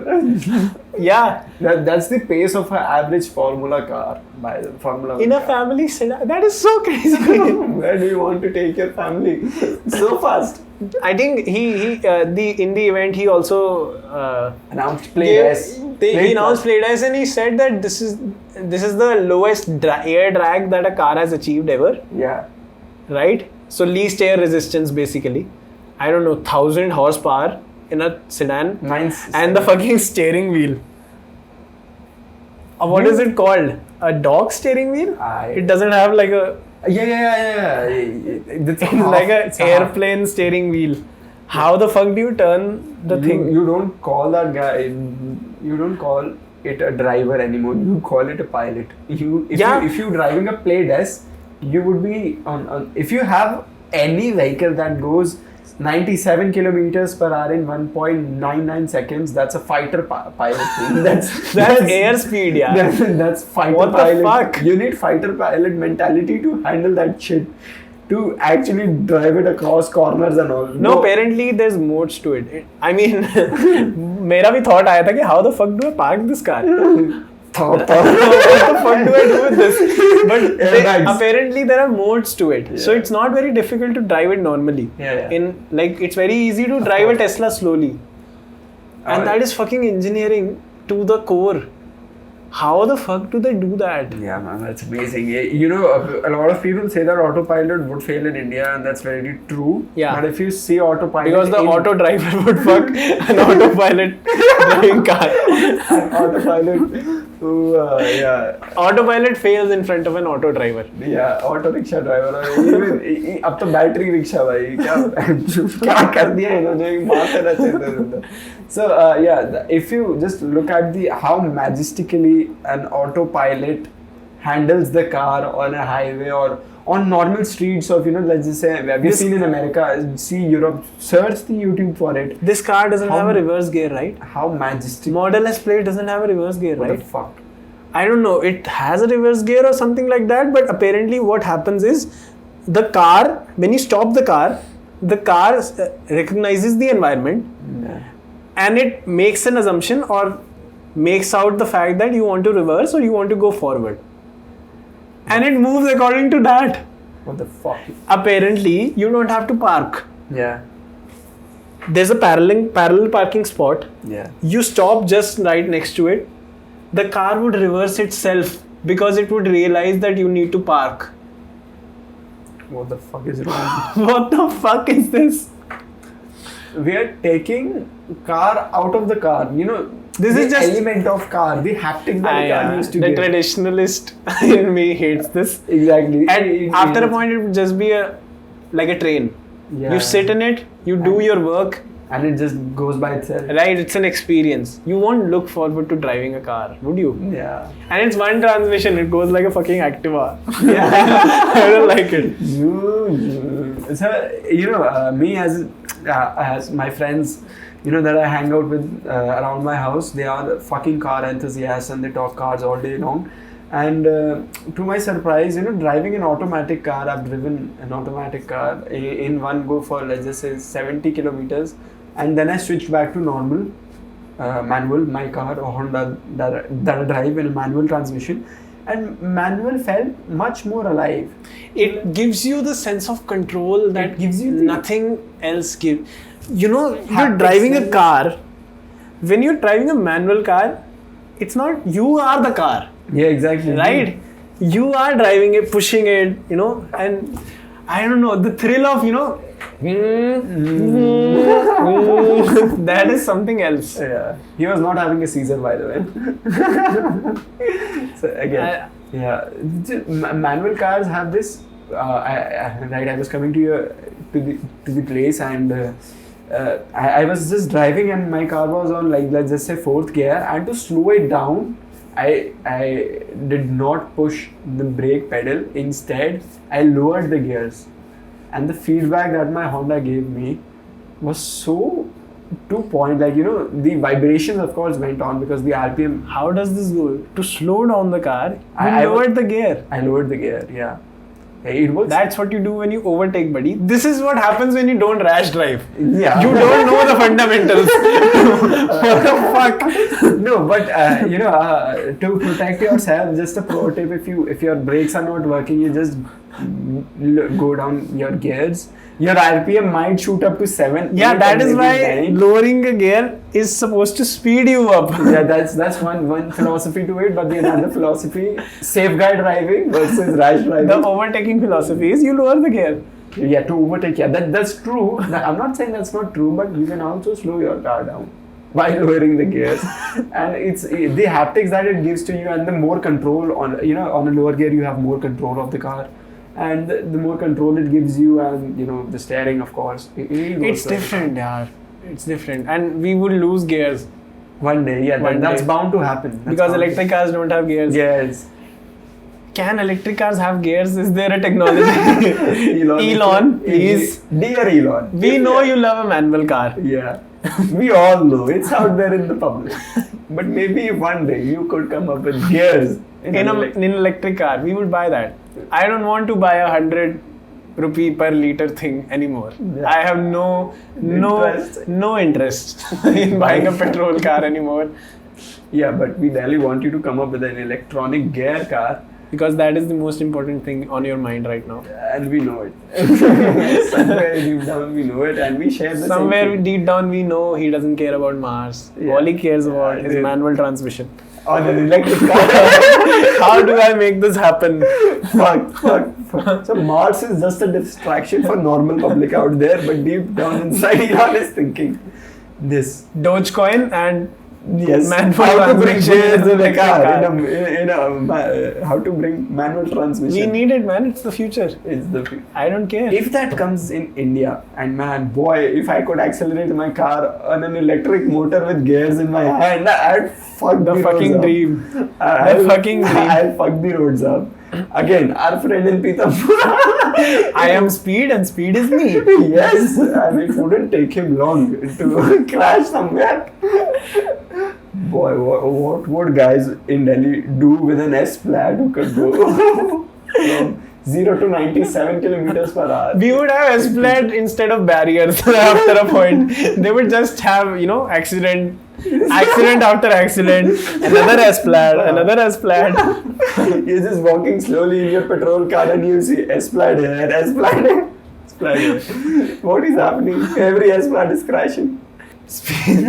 Speaking about Elon Musk, Yeah. his blue balls friend Jeff Bezos is going to fucking space. And there is another guy in the Much scene. nicer, much more humble humble, man. kinder guy, Richard Branson, Sir Richard Sir. Branson. And he has Virgin Galactic. He's since actually very long. Sir Richard Branson. Yeah, he has he's got Sir. the knighthood. Knighthood, yeah. So he's Sir Richard Branson, and apparently he also has this company called Virgin Galactic, and he plans out to beat Blue Origin in the space race. And you know what? I guess Richard Branson has had Virgin Galactic since a very long time now, but it wasn't that active, I suppose, but it was there.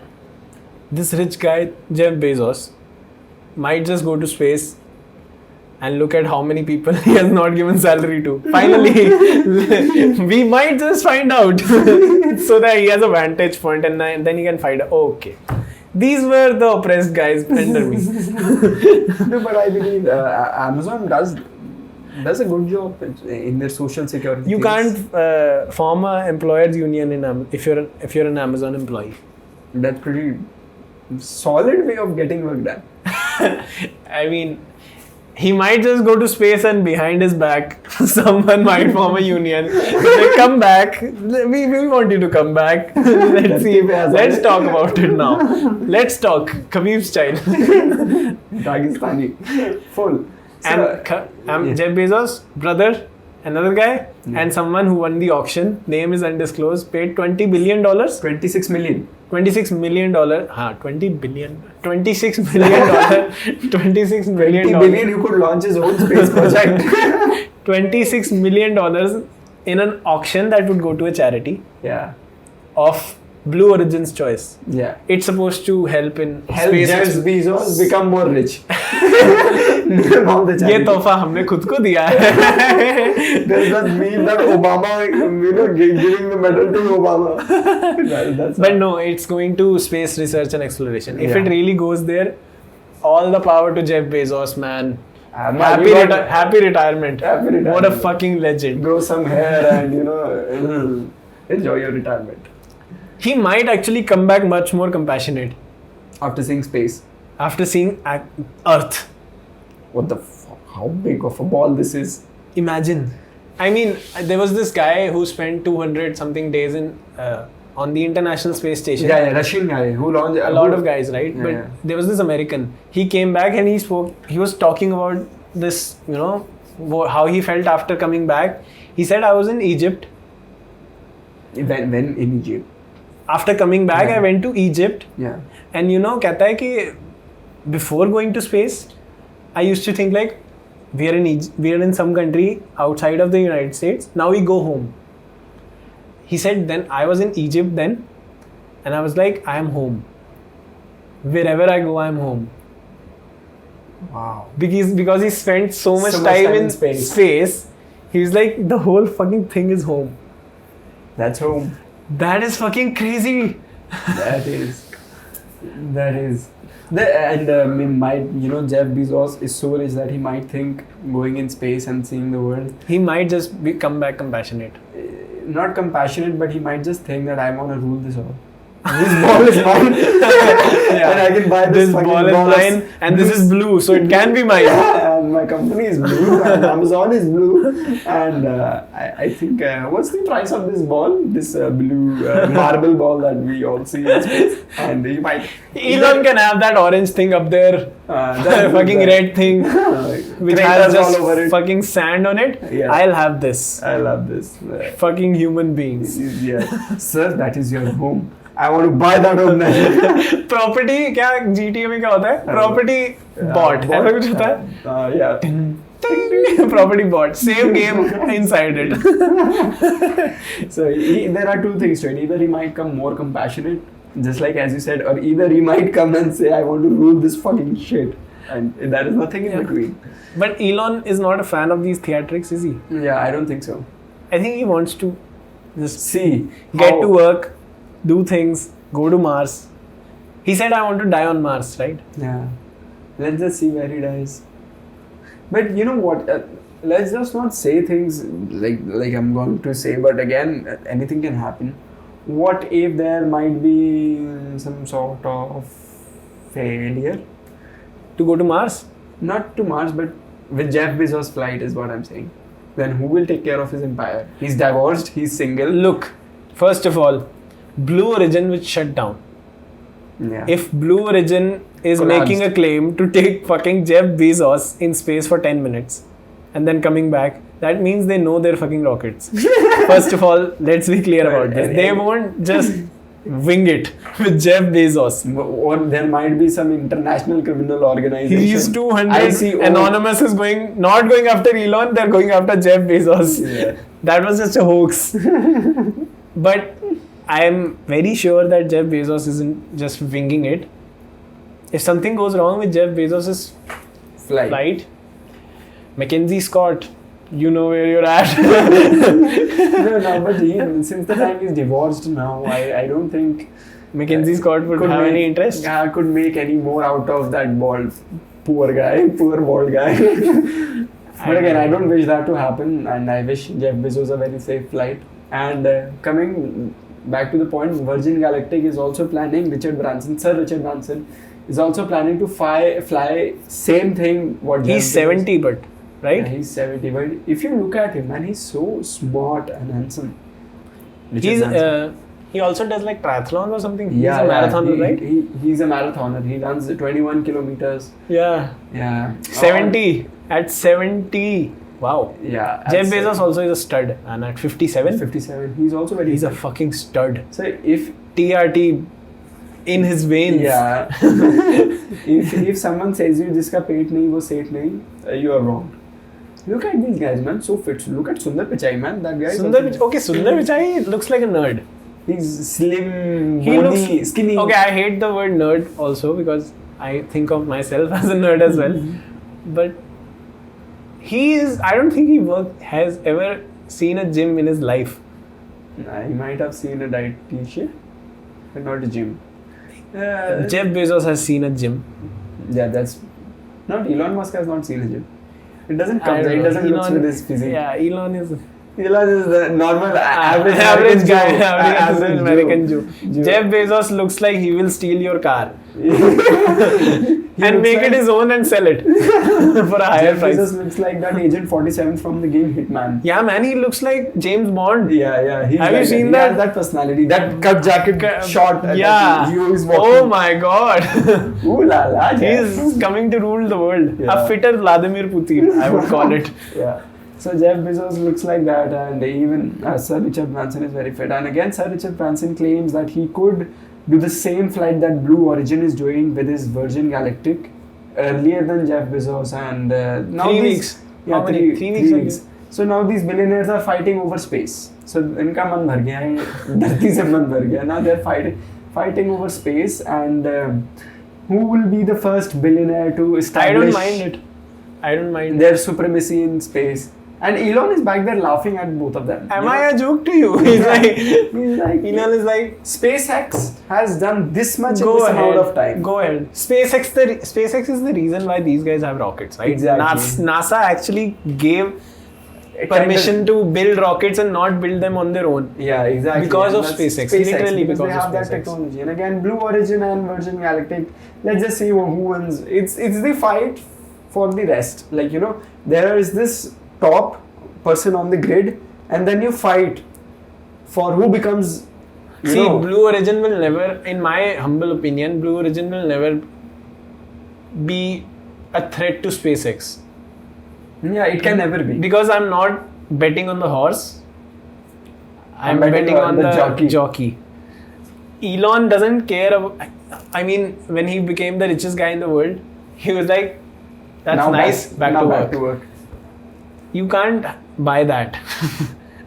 Jeff Bezos has Blue Origin because he sees green in it. Green. I don't think Jeff Bezos. I don't think Richard Branson has any monetization. Richard Branson has been in like. I give the credit to Richard Branson because he has a Virgin Atlantic. He's always had like an aircraft company, right? So he's been aerospace for how many years? Very well. So if he gets in Virgin, if he gets an opportunity to go up in space, take it, man. To be honest, Virgin flights are in Australia. Virgin flights are one of the most economical and spot on flights, value for money flights. So if Ratan Tata decides to have a race, exactly. If Ratan Tata has a race car company, yeah, good on him. Yeah, go ahead. You've been in this space for so long. If you want to go ahead and do something fun for you, that's good on him. Jeff Bezos has sold books on internet to come this far. So he's in for the theatrics. If Jeff Bezos can go up there and come back safely, Blue Origin would establish itself as a fucking stalemate in the race. Yes, yeah. It would be a big challenge to SpaceX. Again, if you see, like we talk about private companies taking over space, that's space is something that we should all be, we should be very vulnerable about, because space is one thing that from where you can get satellite imaging, from where you can actually operate a network that can give access to entire Earth. It does. It does, exactly. Telecommunications all space powered. DTH all space powered, direct to home services that we all watch, Tata Sky and Dish TV on. So a private company like Amazon go in space. I don't think that's in the, or let's just say SpaceX. If NASA does it, it's fine. If ISRO does it, it's fine. But it's fine. NASA and ISRO don't make rockets anymore, right? If Roscosmos does it, it's okay. But make rockets, that's fine. But going into space, let's just say now, SpaceX has launched so many Starlinks to provide internet. But again, they get criticized for it. Yeah, and Starlink. There's a can lot be of threat. debris in space, right? There is a lot of debris, and also Starlink can be used to benefit Americans at some point, because they are over your head and watching. There's this satellite called Starlink. Again, you couldn't do that if you were a Chinese. So American government isn't. They will do it. It's doing over their Wi-Fi. It's so. I mean, Bellatrix Energy has launched satellites. Yeah. It's an Indian startup. They might have launched, but at the level of the network you have is private crazy. companies going into space is some trouble. I like it. I'm in favor. I'm not. ISRO did it right now. I'm skeptical. I loved ISRO when ISRO has announced that private companies can come ahead and make rockets. I'm sketchy about it. I love it. Because NASA had 1969, of course, the moon, the alleged moon landing. Alleged, let's call it. I still don't believe how they couldn't still figure out how to go on moon again. No, they have. I mean, they can go to moon. But man mission when like. So, I mean, Russia has said a lot of times, if one, then why not another? And again, no reply. I don't think they found any value in that. I mean, if you can't do anything going on moon, why would you go to moon? They just went to moon and fucking guarded their flag on the land and came back. What the fuck did they do? But I still don't believe you guys ever went to the moon. Conspiracy theorist fucking There was no stars in the air. The flag was waving. There was air on the moon. No, but again, I still have some doubts, and I still believe it is alleged that they went to the moon, but not confirmed. No, I'm not kidding. It was a mission for real. I really think so. Space race. So 1969 happens. Then a lot of space programs happen. Yeah, with Russia and... Then NASA says, you guys build the rockets. We'll do the research. Any research that happens, we'll do it. Any scientist that we have, they'll be the premier scientist. NASA is still the premier institute. Yeah. You're a scientist, you want to learn astrophysics, you go to CERN. Particle physicists go to CERN. I'm not illiterate. Astrophysicists go to NASA and stuff like that. So I don't mind it. If Elon Musk can make a rocket and it won't cost the taxpayers money, guess what? It's not about... It is costing, someone is buying those rockets. That's not charity what Elon is doing. Elon is making a business. Yeah, so business by government paying for it, and of course NASA has allocated some amount of money for the space program, but it's much less than what, I don't know. I agree with you other things cost on the fact that SpaceX making rockets, that's totally fine. We can privatize rocket work, but we cannot give out space to a personal corporate giant. I believe in capitalism, but that's not just Starlinks flying over your head every time wherever you go on globe. There is this live image tracking. Then the power. But there are satellites still on your head. There are. I Google satellites. Google satellites are there, but that's where the problem is, and maybe that can be a problem. Now, it's not a problem today. It might not be a problem for my next generation, but a generation apart from them, if the Earth survives, it will. Yeah. You sure? I'm very positive about it. Being positive does nothing. It will. So I don't know. The population will tend to decrease after 9.5 billion. Yeah, it will. By 2100, we'll have a low population problem. Apparently. Yeah, it is said. Yeah. So the population will grow till 9.5 billion. and 10 billion, and then it will start to decrease. And by 2100, we'll have a population problem, which is That's low predicted. population. That's predicted. That is actual prediction. So, resources wise, we have electric cars coming up. We have more and more and more, plastic straws are going out, bamboo straws are coming in. But again, there is still a lot to cover. Yeah, there's veganism. I want to talk about vegan protein. We didn't discuss this. Last 30 days of my life have been fucking hell. I wanted to share this. This is a very vulnerable moment. Yeah. Last 30 days have been hell. Pure hell. But I made it out. How?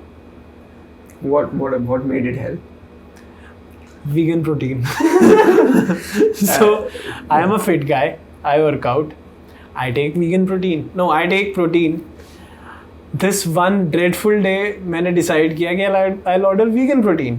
I don't want to say the company's name. I'm no hater. You're doing your research. Ace Blend. Okay. So, it was raw chocolate. Yeah. Oh my god. I used to have Optimum Nutrition's double rich chocolate or mocha cappuccino before that. Look at this flavor. This sounds so delicious. It is. Cappuccino. Oh my god, mocha cappuccino, Optimum Nutrition protein powder. You mix that with milk. Oh my god. It is so good. And then I turned to raw chocolate by Ace Blend, vegan protein. Fuck. I actually couldn't finish it for the first time. I couldn't finish it. What the fuck? Was that so bad? It was so bad. Damn. And apparently vegan protein is bad in taste. But I couldn't comprehend how bad it would get. Oh my god. But then I have this philosophy that taste yahin tak hota hai. Yeah. So I finished it. 30 days. I lived in hell. Every morning was hell. Now I have Optimum Nutrition back. Mocha cappuccino. This is double rich chocolate. Yeah, double rich chocolate. More delicious. Delicious. I have nothing against vegans except that they're weird sometimes. I have nothing against vegans. They're doing what they're doing. I'm a vegetarian. Good. If you drink that shit, you're warriors. You're more than entrepreneurs. You're more than, I don't know, you're fucking warriors. Good on you. You don't have taste buds. Congratulations. You'll save the world. I'll take a back seat. And watch. No protein gang where you are. My morals are morals up to a point. I can't ruin my mornings because of it. Sorry. I'll take bamboo straws, paper straws. I'll do everything except I'm vegetarian myself. I'll drink almond milk, maybe, I don't know. Almond milk is not made from almonds, by the way. Yeah. Thank you for my TED talk. My whole life has been a lie. How do you come up with almond? Almond gives you out oil. Almond milk is not made from almond, you fucking idiot. How the fuck is that? What? Almond gives you out oil. Haven't you eaten any? So what is almond milk? Almond milk is not made from almond. That's one thing. How is it made? It is almond flavored milk, you stupid. So it comes from a cow. Now I don't know like if it comes from a cow, buffalo, or is it something lab made, but almond milk doesn't comes from almond. Where does it come from? Almond gives you oil. If you squeeze an almond, if you yeah, it gives an oil. yeah, So it's not made. So then how is the milk made? That's something I read this on a fact page, but again, the milk parts 100% like 50% of the times it is almond flavored milk. No. It has extract. Almond milk or coconut milk, soy milk. How are these things made? Now I just know about almond milk. That's on camera, and because I'm sure about it, so I don't know about soy milk. Soy milk tastes fucking. So, I had this so fit again. So fit. I had so fit because of John Avram. So the Tetra Pak. Yeah. That is chocolate flavored soy milk you had. I had strawberry. So that was processed. Yeah. So imagine what the milk tastes like. Yeah, exactly. But again, almond milk is not made from almonds. What the fuck? We can just do a Google on it, and it might, just sort us up out. And laptop has died actually. Just to make sure कि मैंने phone क्यों निकाला, laptop की battery खत्म हो चुकी है. So This is for. This is a status symbol. yeah, this is to show that we have budget. Today we also had coffee, and We're slowly expanding. We have 2 mics today. yeah. Coffee on the Oh, table. One on my collar and one on his collar. 2 mics. Everything is expanding. Almond milk isn't milk. It's just called that because it is sometimes used as replacement for milk. So Generally, it's made from taking blanched or lightly roasted almonds and grinding them in the presence of water, then straining to get out any almond bits. yeah. Some recipes will add salt as sweetener, and sometimes. So it comes from almond, no, right? It's not. That's what. No. It does not comes from. It does not directly comes from almond. It has oil in it. Yeah, it has almond oil in it, but it is not 100%ly made from almond.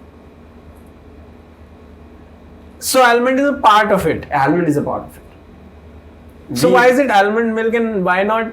I don't know. It involves vanilla in it, fortified with micronutrients. So fortification takes a lot of place, a lot of times. Although sometimes flavored invitation does not contain cholesterol. Is it good in taste? It's a plant, yeah. Is it tasty? I've never had it, but I've just heard. I've heard it was in my Nivea cream. By vegan protein standards, I don't know. I really don't know. And I love my coffee. I don't know what you're saying. Cows breathe out methane. I don't give a fuck. I want milk. It is made from, it involves a lot of water, vanilla, has almond extracts, and then that's why it is called. But it has almond in it, right? Yeah, it has almond in it. Oh, But thank God. almond, just like that, ketchup, if you talk about So ketchup. it doesn't have tomatoes in it. Yeah, ketchup's main ingredient is not tomatoes. Yeah. So So like that. It's like that. It involves almond. Then that's it, man. Almond. Fuck. My life was almost a lie. Almost. But almond. Even I got educated a bit, but that fact was. But vegan protein is horrible. I don't know if this is an acquired taste or not. By the 30th day, I was like, okay, I'm accustomed to hell now. But I don't like hell. I like double rich chocolate and mocha cappuccino. I want that in my life. I am sorry. Whey protein doesn't even have lactose in it. You can give me that. I don't like vegan protein. A lot of dairy farming takes place with an ethical practice in Switzerland, for say. For in India as well. I don't think industrial dairy farming is very big in India. Yeah. So. I take Amul milk. I can have that. That supports my country. That is a cooperative that supports a lot of poor families. So I would. Oh my God. Oh. तू मेरा दोस्त ना होता तो मैं तेरे को जरूर पिलाता. क्या? Vegan protein. Ace blend. Ace blend is doing very good. Apparently this was the best taste I can get in India. According to Ace blend or according to you? According to a lot of information I read, Ace blend is apparently the best tasting vegan protein in India. Ouch. That is on sale. Now that's harsh. And I mean, it's a startup. So amazing product, marketing, amazing packaging, everything amazing until the taste. Oh my God, horrible, horrible, hell. बेचारे ने बहुत सारा. वो 30 दिन यार.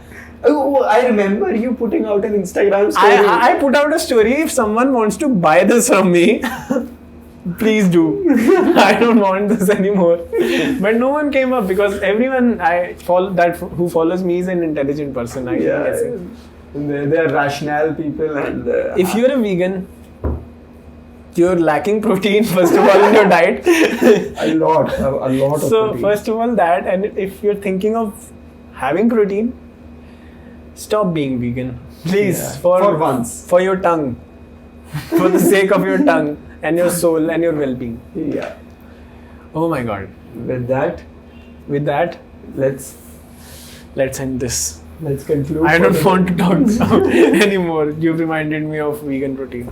Alright, so with that, thank you so much for coming to this episode of Slippery Slopes, and we hope you enjoyed, and thank you for giving us your precious, valuable time, investing your 2 hours with us, and thank you for watching. And for people who would love to see what we talked about and are not, with short attention spans, you can definitely check We out have the Clips channel, Slippery Slopes Clips.